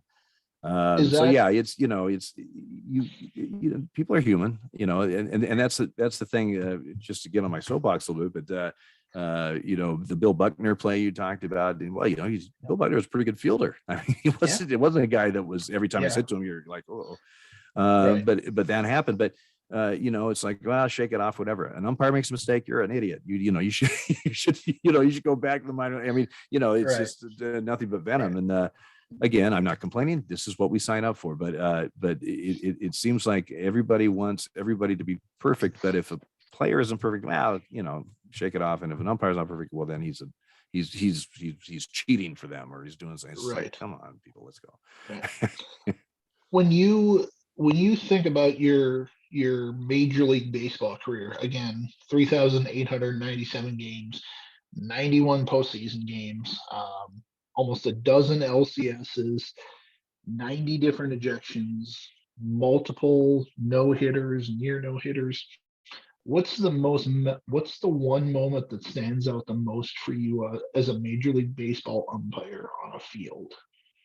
Well, I mean, there's so many. There's so many highlights and milestones. If I had to pick one, and people ask me this all the time, and it's really tough to do, but it would probably be it would probably be the first World Series and Game 3, the first game in San Diego. I was behind the plate, and my parents were there, and my they were both so proud. But my dad was so proud, and to be able to experience that with them, it's I'll just never forget it. And it's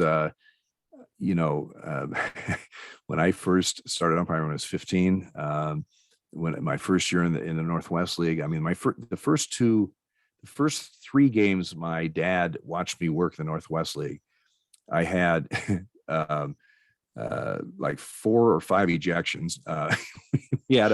we had a situation, but the first game I ever saw was in Bend, Oregon, and it was the second game of a doubleheader on beer night. So we had some very juiced up fans. Right. And of course, they play 7-inning games in the minor leagues in doubleheaders. And at the bottom of the 6th, they called the potential tying run out at the plate and started a riot because all these, second game of the doubleheader, all these people were juiced up and they're throwing. Right. As I'm arguing with the manager, I see something fly by. It's a battery. It's like they had to call in the state police. My dad was there with a friend I went to high school with, and before this happened, just in conversation with people, oh yeah, this is my son. He's not. Oh yeah. Now this happens. They're like, well, he's like a son to me. He's not really my.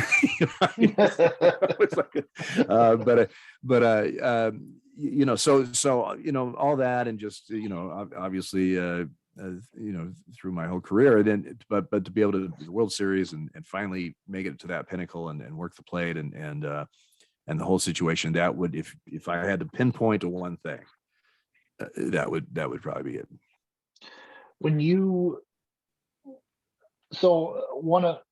I've been a Twins fan for almost 40 years. I've had lots of different players on this podcast. You're the first umpire I've had, but I've had different players who have become broadcasters and things like that. The one thing I always ask everybody for that's on the show, if you'd be so kind, is can you give me a Kirby Puckett story? He was my favorite player growing up as a kid. And everybody kind of know that, Kirby was kind of a character, but he was also a damn good ball player. Can you give us a story? Even if there's a little profanity in there, that's fine. Can you give us a Kirby Puckett story? Well, that kind of sticks out in your head. Well, in general, the Twins of that era, Herbeck and Gaetti and Puckett, and Gaetti. I'll give you a Puckett story, but Gaetti, when the Twins rolled 2 triple plays in the same game in Fenway Park, Boston, in I think 89. I was the third base umpire, 90, and there was runners at first. The first time, I think the bases were loaded with no outs. I think. And Gaetti, I don't remember who the runner was at third, but Gaetti said, well, we're going to roll a triple play here, and he looked at me and laughed. The runner laughed, and boom, it happened, triple play. And so he was like, when he was running off, he was pointing at me, going, because he had called it, right? Well, I don't know, 3-4 innings later, whatever it was, runners at first and second, nobody out. He looks at me and he goes, we're going to roll another triple play. I go, sure you are. Boom, triple play. And both plays at first, I was around the horn triple play, and both plays at first were not even close. I mean, it was amazing. But that was quite a bunch with the Twins, and they had the perfect manager. Both of those triple, sorry to interrupt, but both of those triple plays, I believe, were the same players involved. I believe it was Gaetti to Lombardozzi to Herbeck on each of those. And that's the first time in baseball history that 2 players have ever, or the same players have ever been involved in 2 triple plays in the same game. Yeah, and it was your basic triple play, third to second to first. Right. That type of thing. It wasn't a trap, or not a trap, but a diving catch. And guys are confused and running around. Yeah. But Herbeck, Kirby. Kirby was a good guy. I mean, he didn't bitch much. He didn't argue much. He'd let you know if you didn't like a pitch, but he wasn't real aggressive or get in your face or get really goofy on you. But I remember, I don't remember who the catcher was. It was in Minnesota, and it was like a 2-2 pitch that was a close pitch. I had it outside. called the ball 3-2 and the catch. Oh man, Dale, that's we need that pitch. And of course Kirby's a dangerous hitter and Right. Yeah. and Kirby kind of steps back and he smiles, and goes, come on, man.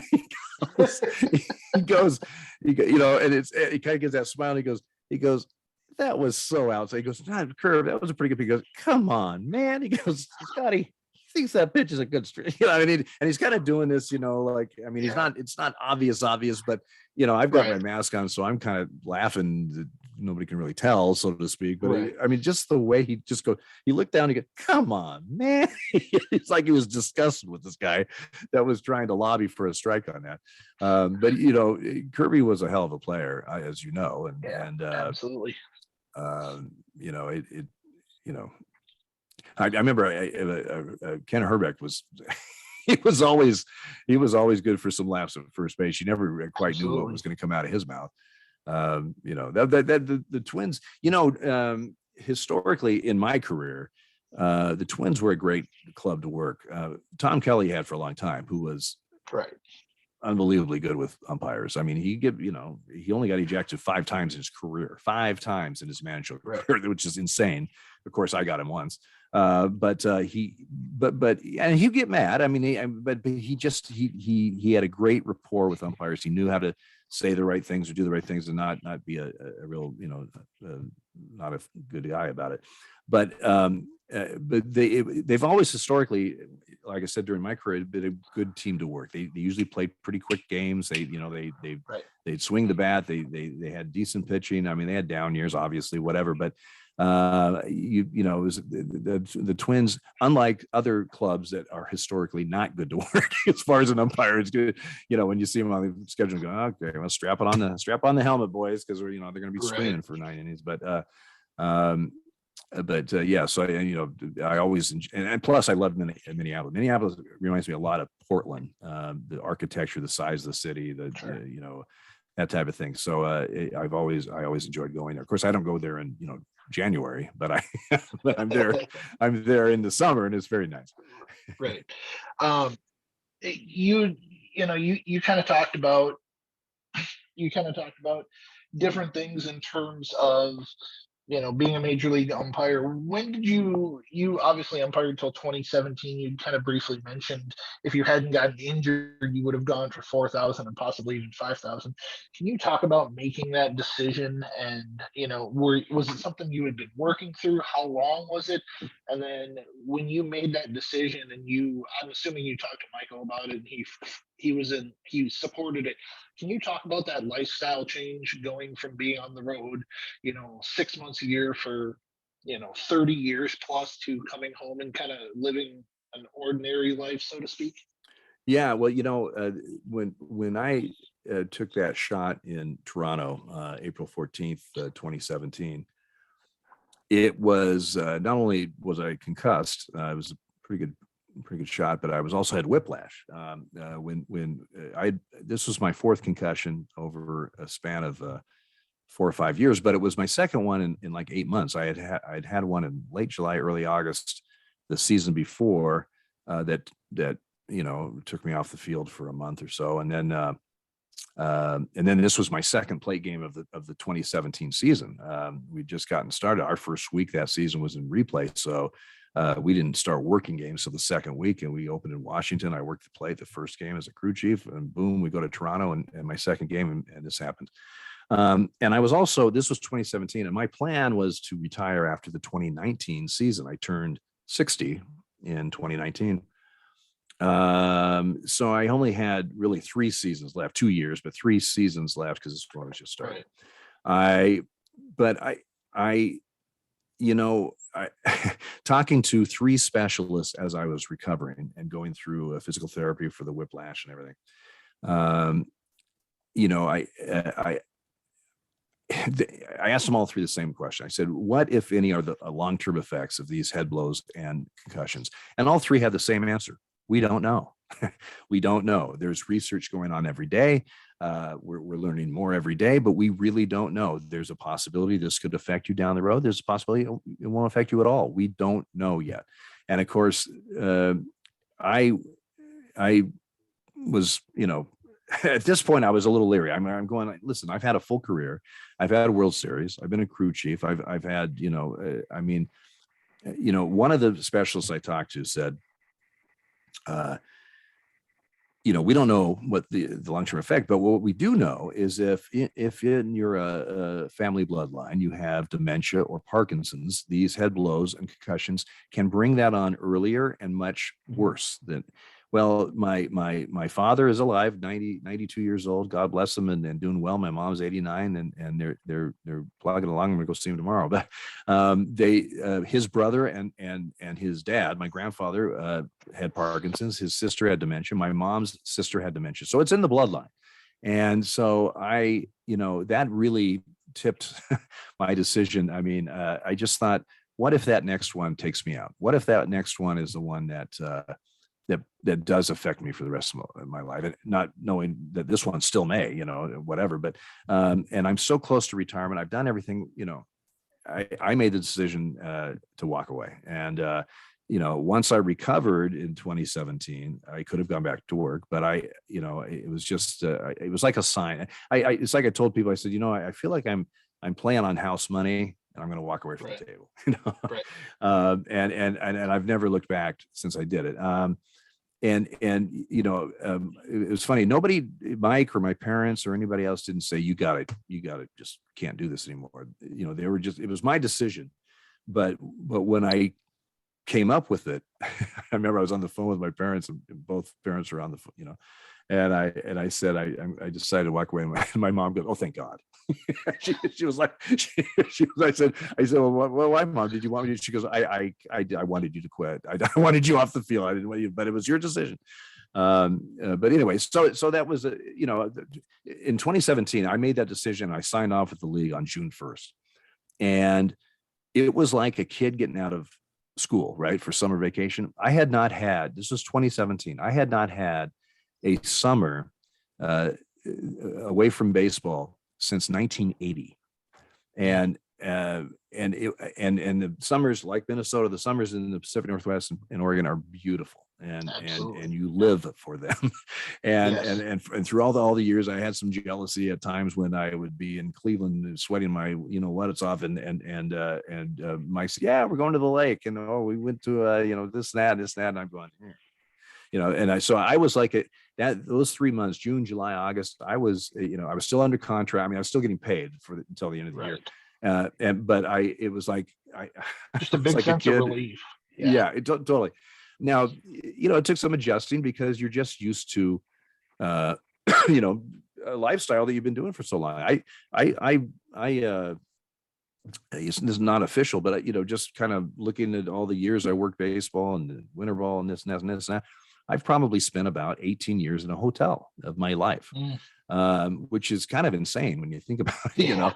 I've got over 1 million miles on United. I've got over, I've just a ton of air miles and all that kind of stuff. I've done a lot of things, and you kind of get happy feet. The travel can be a bear at times, but once you're not traveling, like any off season, you get home, you're glad you're home. After a few weeks, you kind of have happy feeling, I want to go somewhere, because you're just used to it. So there was some adjustments to be made. Luckily, we have a big house in Portland, so we could get away from each other, if we had to, because usually I'm gone, so. But I've never looked back, and I've loved the retirement. It's a younger man's game, so to speak, for umpires. There's a lot of changes that are going on. I had a great run, and now it's time for somebody else to have their great run, and for me to move on. And like I said, I've never looked back. I enjoyed writing the book, and that's been a success, and doing that. And I enjoy sometimes doing nothing, because it seemed like for years you were always on the, every 2 days, 3 days you're traveling, whatever. So I've enjoyed that too. I did get a question from a friend of mine. He said, my friend Neil Lahammer, he wants to know, I'm always curious what veteran MLB players and umpires think about the new rules in terms of the ban on the shift, the pitch clock, bigger bases. For you as an umpire, or for you as somebody who was an umpire, knowing, the job of an umpire, what are those changes going to be like more so procedurally for umpires? Well, first of all, I haven't worked with those procedures. I mean, my last game was in 2017. I have talked to some minor league guys that I know, and of course big league guys. One thing I can tell you, they work. These things are being put in place in the minor leagues. They cut down 20, 30 minutes on games. I mean, it's unbelievable. The pace of the game is just, it's much better. And I know that veteran guys are going to, not be happy with, these changes or whatever. But you got to remember, in 2 or 3 years, you're going to have an influx of people that are working with these rules now and have been for the last couple of years. So they're going to be used to them. And so it's good, I think it's better for the game. Baseball can, well, first of all, in the society we have now, everybody's on their phones, and we have we have the attention span of a fruit fly. To get younger new generations of baseball fans, you need a game that keeps their attention, basically. And granted, purists and stuff, they understand the strategy. They understand, there's no clock. They understand. I mean, I get all that, but it's also a business, and they have to have people in the stands, and they have to have people watching on TV, and they have to generate that interest. And so, that's why, I mean, I remember the NFL, their games were going long. They changed the timing rules. The NFL basically has 3-hour games is what they do. They fit really well in that 3-hour window, and sometimes they're a little longer, whatever, but they made changes that, some people didn't like at the time. You don't even think about it. I know that, hockey used to play overtime until somebody won. And now they've shrunk that down. And I'm sure the purists, I love hockey. I didn't grow up with it, but I know there was a lot of bitching and moaning about the shootout or about this and that, but I think it's, after that initial change that everybody had to absorb, I think people are pretty happy with the way it's set up now. So things change, and I think, even though it might be a little, some rough spots here this coming year, and then maybe the next couple of years, I think it's going to be for the better. As far as umpires, you're much more of a manager of a game. I mean, you used to have, except for the plate man with lineup changes, basically the baseman, so you don't need pens and paper and stuff. Now they all do, because you got to, you have trips to the mound. You have, I mean, there's all kinds of things that you have to be a secretary for, so to speak, out on the field. And so the job has changed in that way, where you're much more of a manager of the game. You always have been, but I mean, there's a lot more of, first of all, we never used to have a clock, then we had one, whatever. So it's just a change. It's going to be different. Of course, the big change is the ABS and the automated strike zone, and what they're going to do with that. And that's down the road, and we'll see how that all plays out. But I'm not, the rules that are going to go into effect this year, just because of the success they've had with it in the minor leagues, I'm all for it. Now, when you look back at your MLB career as an umpire, what do you think is your biggest, not so much regret, but maybe your biggest missed opportunity, or something that you maybe didn't get to do, or one maybe blown call that really sticks with you that you're like, I really wish I could have that one back? I mean, you talked earlier about having to kind of be like a relief pitcher and have a short-term memory as an umpire, but what's the one call that you missed or went the other way that you wish you could have back? Well, I was fortunate enough not to have a missed call in a crucial situation in a huge game. A World Series, the Don Denkinger play of the 85 World Series, the Rich Garcia play, Jeffrey Meyer home run in the LCS, where I was there. I was at first base in '96. I mean, I'm not saying I got them all right. I'm just saying that I didn't have anything that blew up in my face that people will remember for not only years, decades. I mean, right. You ask somebody in St. Louis about Don Denkinger, and they're going to tell you about that play in that World Series. So Jimmy Joyce. and Jimmy Joyce, exactly, and which wasn't as big a stage, but it was a huge call because of the perfect game. And so, I mean, I remember I called it, and I mean, it was a regular season game. It was relatively early, I think, in the season. Boston at Kansas City. I called it extra innings. Or maybe it was bottom of the ninth, but I called a KC player safe at home that won the game, and I knew I had it right. I mean, the initial tag wasn't there, but he whipped around, he got him. Well, I was completely wrong. There's we had no replay then, but as far as the game, and I mean, I walked off that field, thought, man, what a great call. That was a great call. And then I quickly found out that was a horrible call, and the game should still be going on. And you feel like an idiot, and you feel terrible, and you you just deal with it. But it's not an ideal situation. That call I talked about earlier in the World Series when Damian Miller's glove, I mean, that could have been a real mess if I had gotten that wrong, but thankfully I got it right. So, you do have a short memory. I remember my second year, I had just a horrible game in Boston with Baltimore, and it was a swing and a miss, ball in the dirt.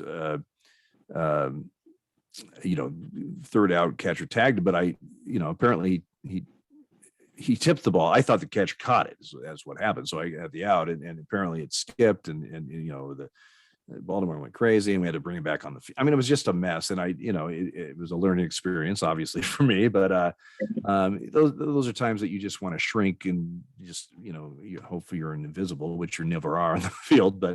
But when you think of the overall body of work that I did, I wouldn't change a thing. I mean, there was a trip back in the late '90s to Japan that I wish I had gone on. I had an opportunity to go on, and I didn't.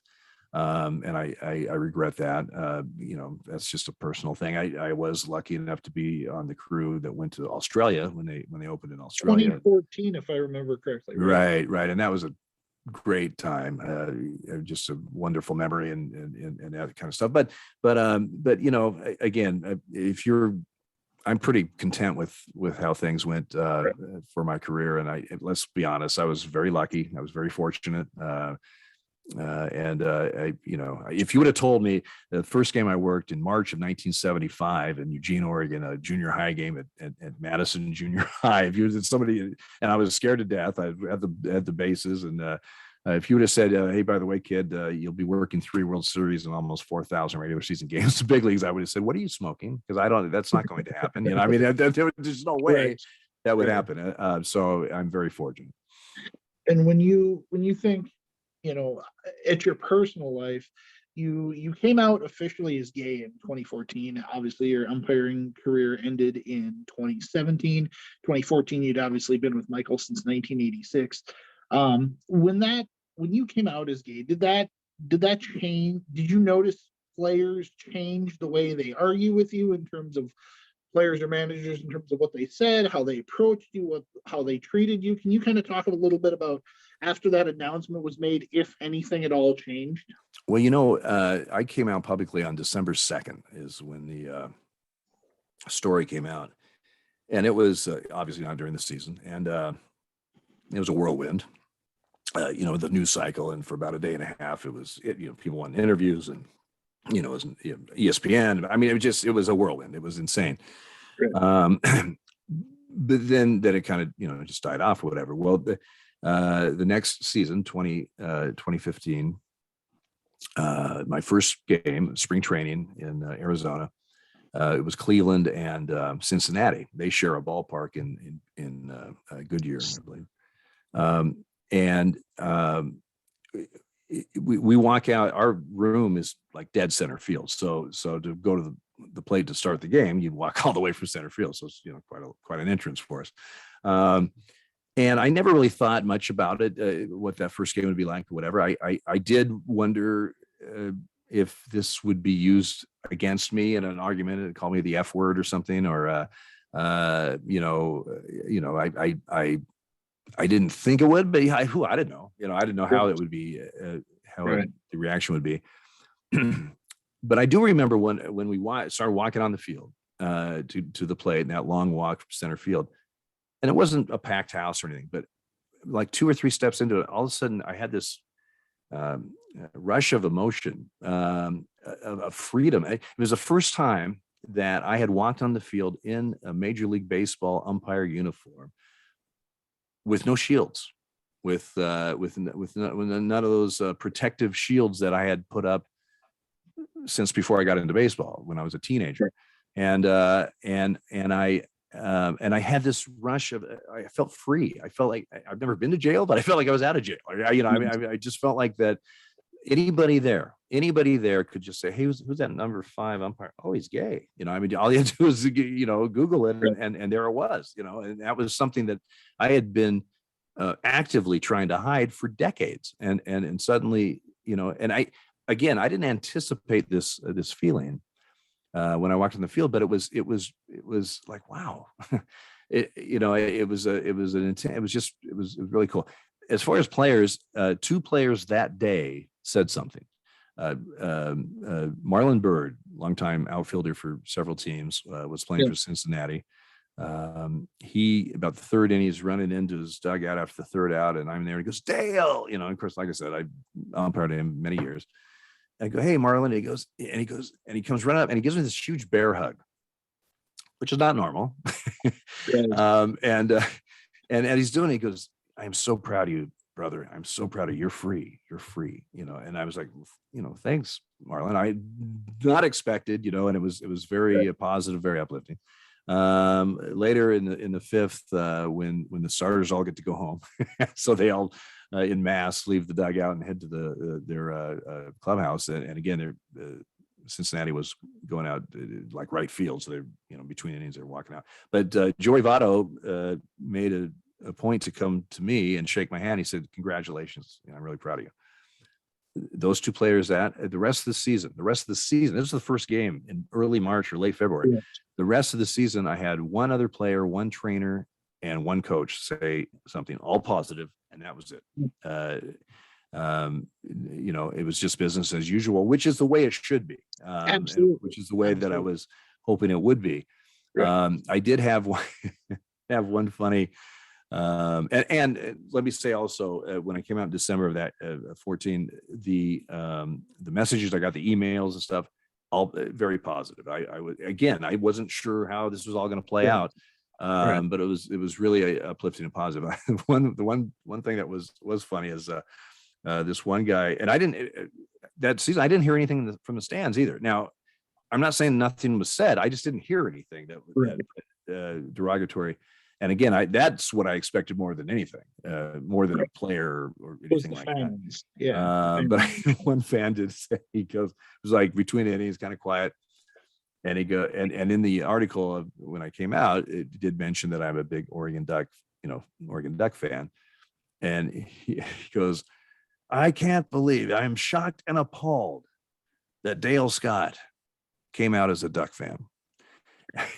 And there's a pause, and I'm waiting to hear that, and there's a pause, and he goes, but with all their uniform changes, it makes sense. I said, no, that's good. That is good. That's somebody has a good sense of humor. But it's been a very much a very positive thing. That was coming out in 2014. Then when I wrote the book and went on the book tour last year, and I met people. I had so many great messages, but then I actually, in these book signings and stuff, I met people, and it's amazing. I can't tell you how amazing it is that my journey, my story, how it affected people in a positive way. I had no idea. It's I had a guy about late 20s in Toronto. I did a book signing up there. Excuse me. And he had tears in his eyes. He said, you don't understand. He goes, I love baseball. I was a okay player, but I thought I don't fit in. I have this secret, and I will never fit in. I will never be me. And he goes, and then you came out, and I said, my God, he's a major league umpire. I can do this. Maybe not major leagues, but I mean, I can be myself. Right. Yeah. And, I mean, it's just, very humbling to hear this. The one of the guys that I talk about in the book is when I came out, was a senior in the LA area, senior in high school. He umpired baseball. His goal was to be a major league umpire. Ironically, his favorite umpire was me, but that really had nothing to do with the story. But he was also gay, and he wasn't out. And he sent me a message. He goes, I may not make. He goes, now I know I may not make it to the big leagues because I don't have the talent, but it won't be because of who I am, because of you. And that's powerful stuff. Absolutely. And with the suicide rate so high in the gay community, especially teenagers and young gay men and women that are struggling with family issues or whatever. I mean, whatever the situation is, it's nice to have a positive. I would have loved to have somebody that I could have maybe looked up to, when I was going through my situation, my journey. And so it really is humbling that, my story and being able to be out there and just say, hey, it's okay. I mean, you can do this. And so I'm so happy, because I wasn't going to write a book. I mean, that was not the plan, but things kind of happened. I did, and I'm so happy I did now.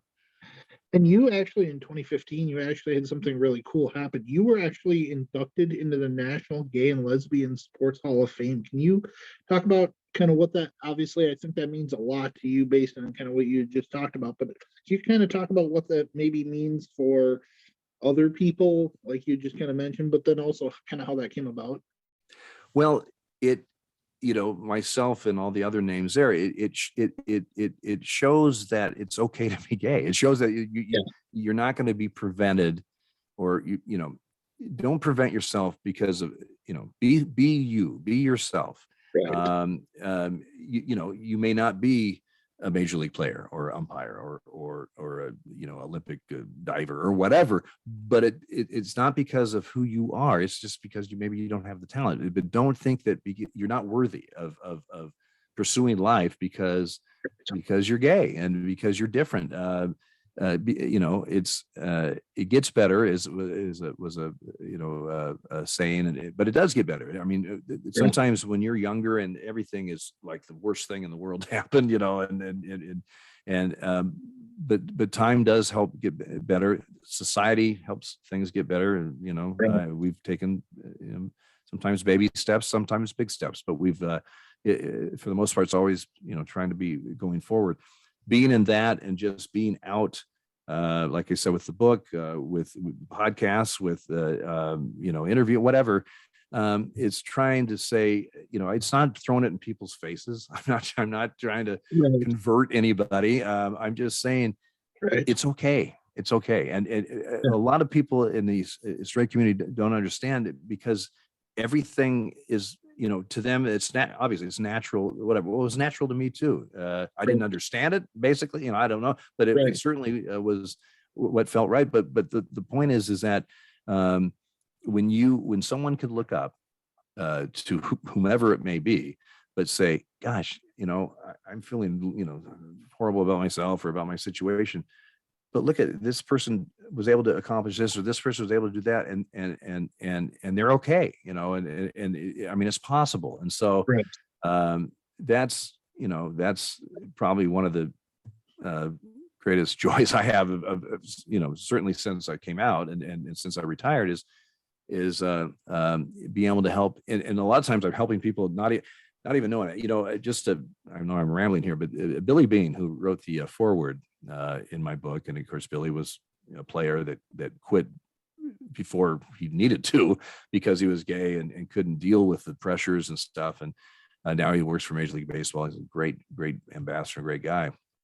But when I came out, when I was getting all these messages and stuff, he goes, Dale, you're just that's the tip of the iceberg. You're hearing from people that took the time to write you and say something. There's a ton of people that you will never meet, you'll never hear from, but your story has affected them in a positive way also. Absolutely.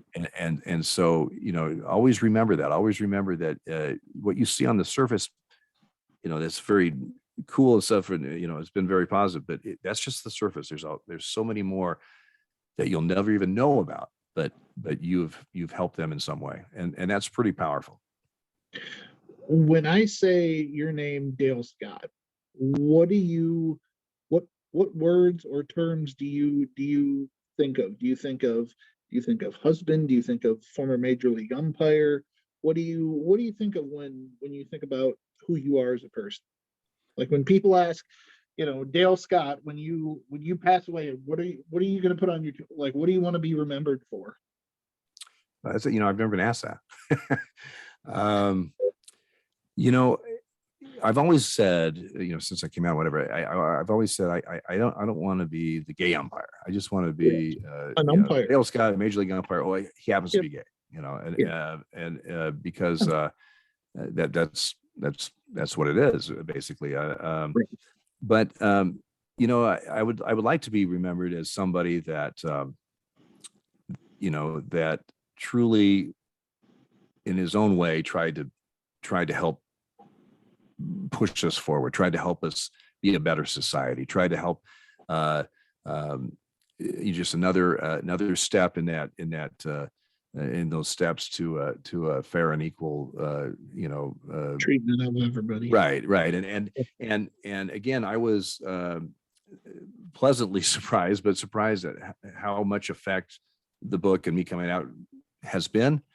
But now that I know it because I've heard it, I'm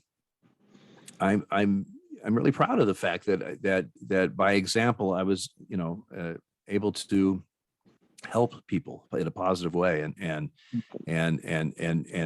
tag somebody else's it. Somebody else will need to do it as we go forward.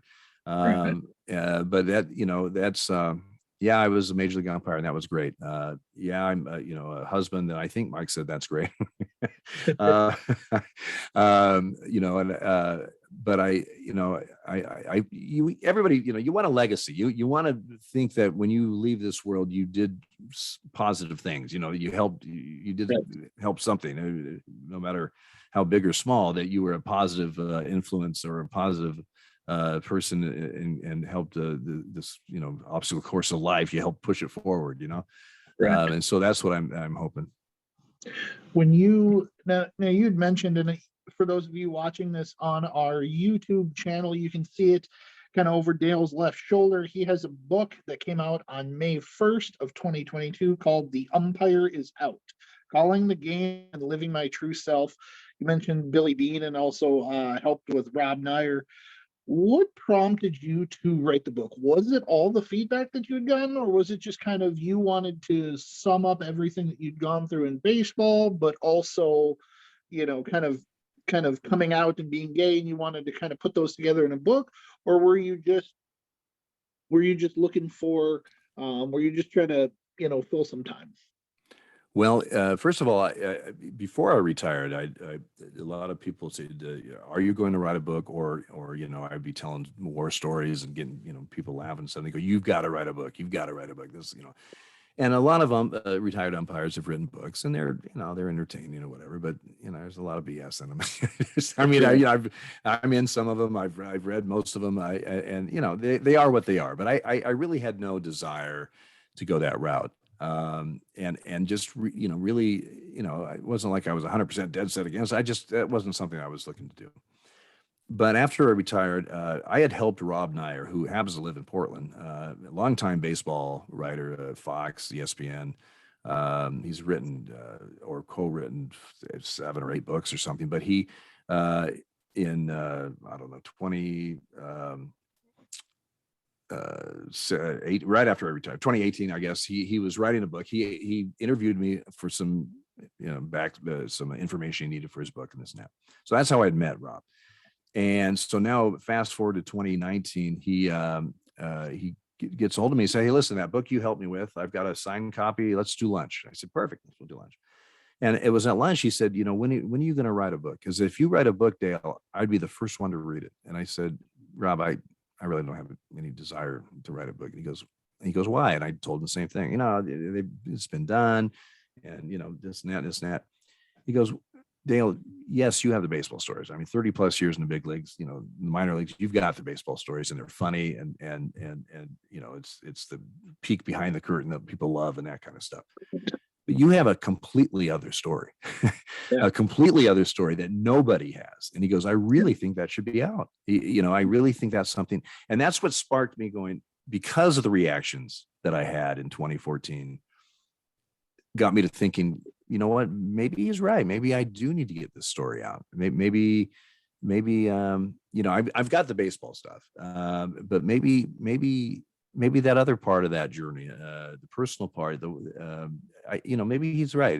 That does need to be out. And that's when I started thinking of, you know, about maybe we would do this. You know, it's funny, not knowing, you know, I've never written a book, obviously, not knowing the process. I mean, Rob helped me a lot on the whole deal, but when you know, I ended up writing probably about 75% of the book. And I really enjoyed the process. And I had been told I was a good writer on some stuff that I'd done, just, you know, whatever, rants that I've had, political rants or whatever. But with the experience I had of the feedback I had after it came out, with Rob, you know, stressing the fact that you have a completely other story that really needs to be told, and excuse me, and then, you know, the process of thinking about writing, because I kind of enjoyed it. I thought, you know what, let's do it, and I'm glad I did. I'm really glad I did. I'd like to. I've taken up more of your time than I imagined. I can't thank you enough for being on the show. But before we end things, I'd like to have a little fun. I'd like to do a little word association, if you don't mind. I'd like to give you some players, baseball people in and around the game who may still be active, former players, and I want you to just give me a word or a sentence or something that first thing that pops to your head when you hear their names. All right, let's see how it goes. All right, Ken Griffey Jr. Classy, good guy, always in a good mood. Barry Bonds. Didn't have him much. Doesn't like a strikes call on him. Randy Johnson. Tough to work. Really a competitor. Nasty. He was just nasty on the mound. Curt Schilling. Curt Schilling, again, a hell of a competitor. A very, very intense guy. Rob Manfred. Rob, he's a guy you'd want on your team. And the reason I say that, he was the labor attorney for MLB. Mm-hmm. So he was a guy that would negotiate the umpire contracts with our union, and we hated him because he was really good at what he did. But if he's on your team, you love him because he was really good at what he did. Bud Selig. What's Bud Selig? Bud Selig. You know, nice guy, kind of, it didn't seem like that. You know, the thing about Bud, he didn't seem that intense of a guy or that aggressive or what of a guy, but I think he was, because he got a lot of stuff done behind the scenes, but his persona in front of a camera or when I met him, you know, many times, you know, personally and talked to him, it's like, you must have two sides because you don't seem that intense right now. You touched on this one a few minutes or a little bit ago. Roger Clemens. Yeah, not one of my favorites. A hell of a pitcher, don't get me wrong. Right. You know, very talented, but was a bear to work. He wasn't very fair. Laz Diaz. My man, Laz. He's built like a brick, you know, a house. Funny story. We were in White Sox. I had the plate. Jimmy Joyce was at third. Jim Reynolds at second, and Laz Diaz at first. And I don't know if you remember this man, father son, ran onto the Tom Gamboa. He was on the show a couple of years or 5 years ago, and he talked about that. Yeah, in Chicago. Well, that happened with him. Then after that, these two ran after Laz, or he came out on the field and okay. Yeah, and we laugh now. of the 4 umpires on there, he picked the worst one. I mean, Laz is a stud, is a Marine. I mean, it's like Joyce and I were going, but if they picked that, at least I had the equipment on. I mean, Jimmy, it was like, well, I mean, obviously these guys are not very bright because they're running on the field, but now they're running after Laz. I mean, come on. Right. Angel Hernandez. Angel is persecuted, and the guy is, I mean, if you listen to everything people said about Angel, you would have thought this guy, I mean, Angel's got the biggest heart I've ever seen. Granted, his demeanor can cause him to perception of him is that he doesn't give a hoot, or that he's almost smirking at someone, and that's something that I know guys have talked to about. It may not be the case, but you look like you're this. But as far as he is so maligned on social media and stuff, it's just not fair. Fairly or unfairly? What's that? Fairly or unfairly? Oh, well, totally unfairly. I mean, Angel. I mean, we've all look. Angel's had some bad luck, but also he's not as bad as everybody. I mean, he's a solid umpire, and he's become the butt of a joke. It was Angel Hernandez. Everything's. I mean, he could call 100 pitches and get 98 of them right, but he missed one to go, well, that's Angel. Missed that. I mean, and I could do that. And they'll say, oh, usually he gets pitches right. That's kind of rare. I mean, it just because the perception of him is just different. And I told some friends, I said, poor Angel, because now that Joe West is retired, he's now the number one pinata. He's going to be number one, yeah. But it's just not fair. And CB Buckner's another one that I worked with CB for 5 years, and most of the time, the way our rotation was, I was at second when he had the plate. The guy is solid on the plate. Here's the problem. If you get labeled in this game as a player, umpire, whatever, but if you get labeled, if it's positive or negative, if it's a positive label, for whatever reason, it's tough to shake that label. They'll keep that positive label until, but if it's a negative level, it's really tough to turn that around. Right. And so if you go out and have, a tough playoff game here, or a tough here that people remember, and then, down the road, there's one little thing here, and all of a sudden you're labeled as you're just terrible. And so you never get anything right. And if you do get it right, it's because you guessed right. And because it was, a freak of nature or whatever. And it's so unfair. I always told people when the season started, all the umpires are here, but CB and Angel were down here. They had to do so much more just to get to the field level before they could, because they already were pulled down from all this negative stuff. I'm not saying there's issues at times, just like me and like any umpire, but with them, it's always in the thought process, it's always it's the norm and not the exception, and it's just not fair. Let's we mentioned him earlier, Billy Martin. Well, Billy, he made me famous for a while.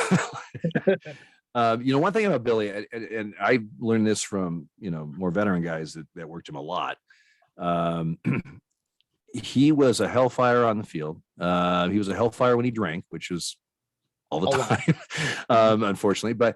But he also had quite a heart. Like one of the umpires, their daughter got in a car wreck and was banged up pretty good, and Billy, sent money to a fund or what. I mean, behind the scenes, he would do things for.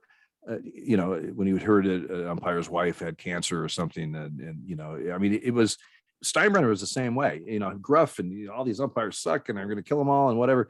And again, I didn't experience this because, he didn't like me, but again, I heard from more senior guys that they, behind the scenes, they don't want credit for it or whatever, but they did things that were really nice. Now, I never heard that about Earl Weaver.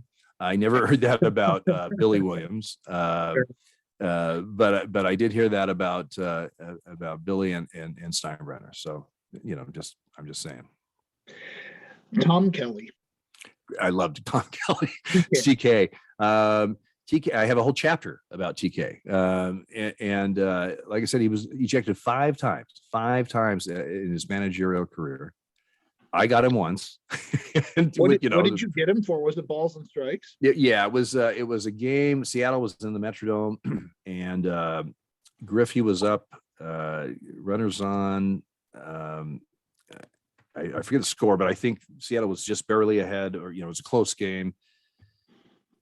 2-2 pitch, eyeball. It was outside. It wasn't one of those that went. It was outside, but they wanted it. It's a situational pitch. Sometimes that same pitch in the first inning, no one even bats an eye. In the ninth inning, they go, "Oh my God, you got to," situational pitch. Boom, I ball it. The catcher, I forget who the catcher was, but he said, "Oh, come on, that's." It was kind of like the story. He goes, "That's a good pitch." And Griff goes, "Come on, dude, that's outside." But next pitch, he hits it off, home run. And the relief pitcher for Minnesota was Guardado. What's that? Eddie Guardado? Yes. I think I ejected him when Griffey was between first and second in his home run trot. I mean, that's because he went yeah. And then Kelly came running out and I ejected him. And it was a situational ejection. I mean, because when you saw the pitch on replay, after the game and stuff, I would tell you if it wasn't one you went, God, it could have got either way. The ball was outside, but they wanted it so bad. And of course, then he hits a home run. So it makes things worse. Yeah, exactly. Now let's kind of go to the opposite of TK, guy who got ejected quite a bit, Ron Gardner. I liked Ron. Ron was the third base coach for many years. Yep. Ron would go goofy. I mean, I ejected Ron when he was a manager, at least once, maybe twice. He would go goofy. But the thing about Ron was, if you saw him after the game in the hallway or something, hey, great job, or how you doing? The next day was a brand new day, like nothing happened. Yeah. I mean, Ron, you respect that. You learn that at umpire school. Every game's a new game, and he truthfully, because there were some managers and players, certainly, that held grudges. They just, they something happened in your career with them or whatever, or maybe a serious thing or whatever, and they never forgot, or they certainly wouldn't let you forget or whatever. Gardy wasn't that way, and he would go goofy. I mean, there's no doubt. I saw him. I saw a couple implosions at me, and I was on the field for others. But he always had a good demeanor when it was over. The next time you saw him, and that's all you ask. Sparky Anderson. My first manager ejection, tobacco juice all over me. Sparky, my first few years, and then they had a pretty good team. They had a veteran team, which can sometimes be a bitch for a young umpire. But later on, I think we respected each other, and we were okay. And ironically, I was working the series, the last game ever at Riverfront Stadium in Cincinnati, and so they had a bunch of ex-Reds players and stuff, and Sparky was there, and before we were going on the field, it was like to this foyer, whatever, and they were announcing he's got. Anyway, Sparky was there. Of course, he's in street clothes and stuff. He's been retired, and I hadn't seen him in a few years. I said, we're in uniforms, and I said, Sparky, how you doing, Dale Scott? He goes, yeah, I know you, Dale. He goes, man, we had some fun times, didn't we? But he said, and I was with like three young guys, he didn't know. And he goes, I tell you what, fellas, you follow this guy's footsteps. He's a hell of an umpire. It could have been a bunch of BS. But it was nice of him to say that. And trust me, there are some guys that would not have. And so, so that's my Sparky story. David Ortiz. David had, he got to the Red Sox and he was charmed. It's with Minnesota. He was struggling, and he sometimes really didn't like strikes called on him. We had a few fun run-ins, but not a bad guy really. But he, we had some fun together. Derek Jeter. Classy. Never got ejected in his whole career. I remember, I called him out on strikes. He's a guy that didn't bitch a lot. And so when you have guys like that, and then they're bitching about something, you kind of think, well, maybe, as opposed to Paul O'Neill, who had something to say about every, if he didn't swing, it was a ball. I didn't know that. I wasn't sure. I didn't get the memo, but Derek wasn't that way. And I remember one time I called him out on strikes, and he said, as he's kind of walking toward the deck, I said, Dale, that's outside. I said, Derek, I got it on the plane. Because I got it outside. I said, I'll tell you what, Derek, I'll take a look at it. And so the next, I looked at it, it was outside. I mean, it was close, but it was outside. And next day I was at third. So when he came out to warm up, shortstop, I said, Derek, and he looked at me, he goes, hey, you were right. You were right. That pitch was off the plate. And he goes, hey, don't worry about it. Hey, it happens. I mean, I think players appreciate the fact that a guy can say, hey, listen, I missed that, You can't say it a lot because then you have no credibility. But I mean, if you're honest with him or whatever, and it depends on the guy. Certain guys I would never say that to, just because they would use that as a weapon sometime. But to answer your question, the one word, classic. Few more here. Alex Rodriguez. Changed man. After his year suspension, it was like, who are you and what'd you do with Alex? I mean, he seemed much more humbled. I got along with Alex for the most part. When he came up in Seattle, but I saw Alex had a tendency to treat more senior guys or guys that were there before he got there a lot differently than guys that were coming. And that he's not the only one that does that, but. But I'll tell you what, after that year suspension, I was working third and he was third and there was a pitching change or something. So I was just kind of out in shallow left, minding my own business. And of course, the day before I had the plate, Alex goes, Dale, and so I walk over there and he goes, hey, I just want to let you know, I was, your plate job yesterday. I don't think you missed a pitch. I was in, in the monitor. I was watching them, whatever. He goes, I don't think you missed a pitch. You had a great plate job. He goes, and we always bitch when we think a guy doesn't do very well. I just want to let you know you had a hell of a job. I'm going, who are you? It's like, but the pre-suspension Alex would not have said that. Okay. And I was surprised when he did that, but whatever. So a changed man. Greg Maddux, one of my personal favorite pitchers. Didn't have him much. He was in the National League when I was in the American League. I did have him in Milwaukee when he was going. I could get this wrong. He had 299 wins, or he was going after his 299th, whatever. It was right around that time. Right. But I really didn't work him much, so I don't have a lot of feedback on him. Bo Jackson. Bo Jackson is one of the greatest athletes I've ever seen. The guy was nice guy, intense guy, but not. I mean, he could joke and stuff, but just a stud. I remember one of the clubhouse guys for visiting team clubhouse guy. He goes, he sees all the teams, right? And he said, well, I polled all the teams. He was BSing with us in our room. I polled all the teams. I said, if any athlete, if you could be the body of any athlete for one day, who would it be? He goes, everybody said Bo Jackson. They all said Bo Jackson. Just a good guy. Two left. Ricky Henderson. Character. Yeah. I had tough. I mean, he talked to him. He like I'd call a strike on him. He'd go, Ricky don't like that pitch. Ricky don't like that pitch. Okay. It was just funny how he talked and how he his personality or whatever. And but to be honest with you, I mean, he didn't, he disagreed with pitches or whatever, but I didn't have a lot of big run-ins or anything with him. Last name and my personal favorite non-Twins player of all time, Frank Thomas. Big Hurt. Yeah, not my favorite. I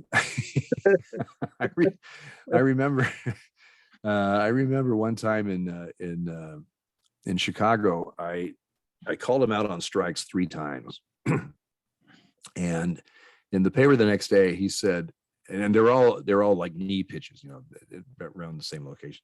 And the next day he said, they weren't strikes. I mean, I could see him calling it the first time, but the next two, and I go, you just said I'm consistent. did he just say I was consistent? Right. Yeah, he wasn't necessarily a favorite of mine, but we can't all be favorites, right? Wrapping up, let's talk a little bit about your book. Let people know where they can find it, what you got going on in your life, how people can can find you. And exciting news, February 28th, the audiobook comes out. It'll be at all the normal places, Audible, Google, Apple, iTunes, audiobooks.com, whatever. I did the narration for it in Burbank right before Christmas, and excited about it. When my book came out last year, probably the most asked question, especially the first several weeks, was, will there be an audiobook? Will there be an audio? I just don't have time to read. I love audiobooks, blah, blah, blah. Right. And at the time I didn't know if there would be or not. But the publisher of my book, they don't do audiobooks, but this other company came in, they said they would like to do it. And so we worked out a deal. I did the narration, which I worked in radio for 5 years. I've done voiceovers and that kind of stuff. So I've been around a microphone, but it was different. It's reading the book and stuff. It's over 11 hours of audio, so it's good for a road trip. But I'm excited about that. It's coming out the 28th. The book, the response to the book has been outstanding. The reviews have been great. The feedback I've gotten has been outstanding. I touched on this earlier, but I've never written a book. But some of these stories, these baseball stories that I've been telling for decades, literally. But to put that story, and when I'm doing a story, I can gesture and I can pause and I can change my voice and I can whatever. Put that on paper and hope that the reader has the same response or that gets the same thing out of it. That's a challenge, man. I have a whole new respect for readers, or writers. I mean, exactly. And so that was a challenge, but apparently with Rob's help, we were able to do that. And one of the biggest compliments I've had, there were two of them that I really enjoyed. One was, Dale, when I'm reading your book, I feel like I'm sitting in a bar across the table from you, drinking a beer, listening to you talk. It's in I can hear your voice in this book. And that's a compliment. And you're really going to hear my voice on the audiobook. The other thing is I wanted, this book to be funny. And a lot of these stories are funny just because of the way they are. But again, you're writing and you want to be able to transfer what I do onto paper that'll be fun. And I've had so many people say it's not only I love to hear your journey, this and that. It goes, dude, it's funny. I'm laughing out loud. I mean, the first chapter, I'm talking about getting hit in the, cup a few times. I mean, you don't usually, start off with cup shots. So anyway, so I'm really happy with the response that's been going on. And again, the book is available at all, Amazon and, all the normal places. And then my website, umpiredalescott.com. Has the information about the book, about the authors. There's some excerpts that I read on there, so umpiredalescott.com. And I really appreciate you letting me plug everything here at the end of this. Not a problem. I got two more questions before we go. Second to last question. If you could change one rule in Major League Baseball as it is right now, what would it be? What did you say? One rule? Or yes, if you could change one rule in baseball, what would it be and why? I would probably institute the like the NBA or whatever, is when a pitcher and a hitter are going after each other, let's not all run out on the field and come from the bullpens and all gather around. And it's like, what are we doing? I mean, the bullpens, you guys just fight out in the outfield and save some steps, I mean, very rarely I've had a lot of bench clearings, but only a couple that were really, stuff happened. Like the Batista shot from Odor. That was, but it's just this little ritual that we all have to come around. Let's just stop with the BS. I mean, come on, we'll take care of stuff. You can't now. What the offense will say is, well, if I go after the pitcher, all the infielders, even if you don't let the benches, the infielders there are outnumbered. Well, we're not going to let the infielders do that either. Okay, so we're going to put a stop to this stupid stuff. But whatever. That's just my own personal little pet peeve.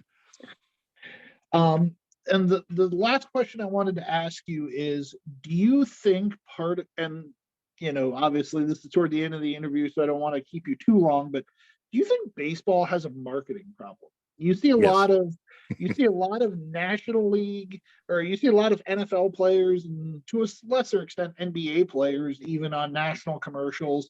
I remember growing up, Grant Hill used to be in a lot of Sprite commercials. I remembered the Chicks Dig Long Balls commercial from when I was a kid. Kirby Puckett had a McDonald's commercial. Do you think baseball has a marketing problem? And if so, how do you think they can rectify that? I think baseball's had a marketing problem for a while. And I think, that being said, I think they have gotten better, but they're not in the same league as some of the other sports or whatever. I do think they've gotten better. I do think that they've tried to emphasize some of the superstar players and get and that kind of stuff. I've seen some real good local, like the Mariners for years had some really good local spots where they use the players and funny Jay stuff Buhner or whatever. Shave Your Head night. What's that? The Jay Buhner Shave Your Head night. Yeah. And I'm sure maybe other clubs have had success locally and stuff, but nationally it just doesn't seem like they've got, which is kind of funny because baseball was the advanced their websites and the electronic part of the baseball that they jumped into early and made wise decision, and all the clubs are benefiting from it, and they've done a great job with that, forward thinking of that. But it doesn't seem like in PR, in marketing, they do nearly as good a job. And again, they are better. I mean, I look at it, 10, 15 years ago, it was just pathetic, really. I mean, it just didn't seem like they took advantage of any of that. And so maybe they're trending the right direction, but it just seems like they could do a better job. I think that's a perfect way to end. Ladies and gentlemen, thank you very much for listening. Dale, I cannot thank you enough for being on the show. I know we went way over our allotted time. I really, really, really appreciate you giving me some of your extra time. I loved having you on. UmpireDaleScott.com is the website. His book is already out. February 27th, you can catch his audiobook. 28th, yeah. 28th, anywhere you get audiobooks, Amazon, Google, anywhere you get audiobooks, you can find him. Dale, any last words? I thank you. It's been the time flew by. Are you kidding me? We'd still be in the first inning if I was. We would absolutely. I'd love to have you on the show again. I'd like to make you a monthly or a regular guest if you'd be willing to. We can come on maybe during the baseball season and talk about big important things that happen, controversies, whatever. But I can't thank you enough for your time tonight. Absolutely. Thanks again. Thanks for having me, man. Absolutely. Thank you guys. And thanks to everybody for listening. This has been season 2, episode 1, the show about the show.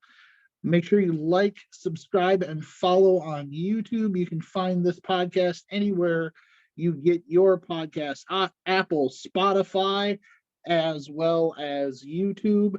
Thank you guys very much for listening, and we'll see you down the road in podcast land.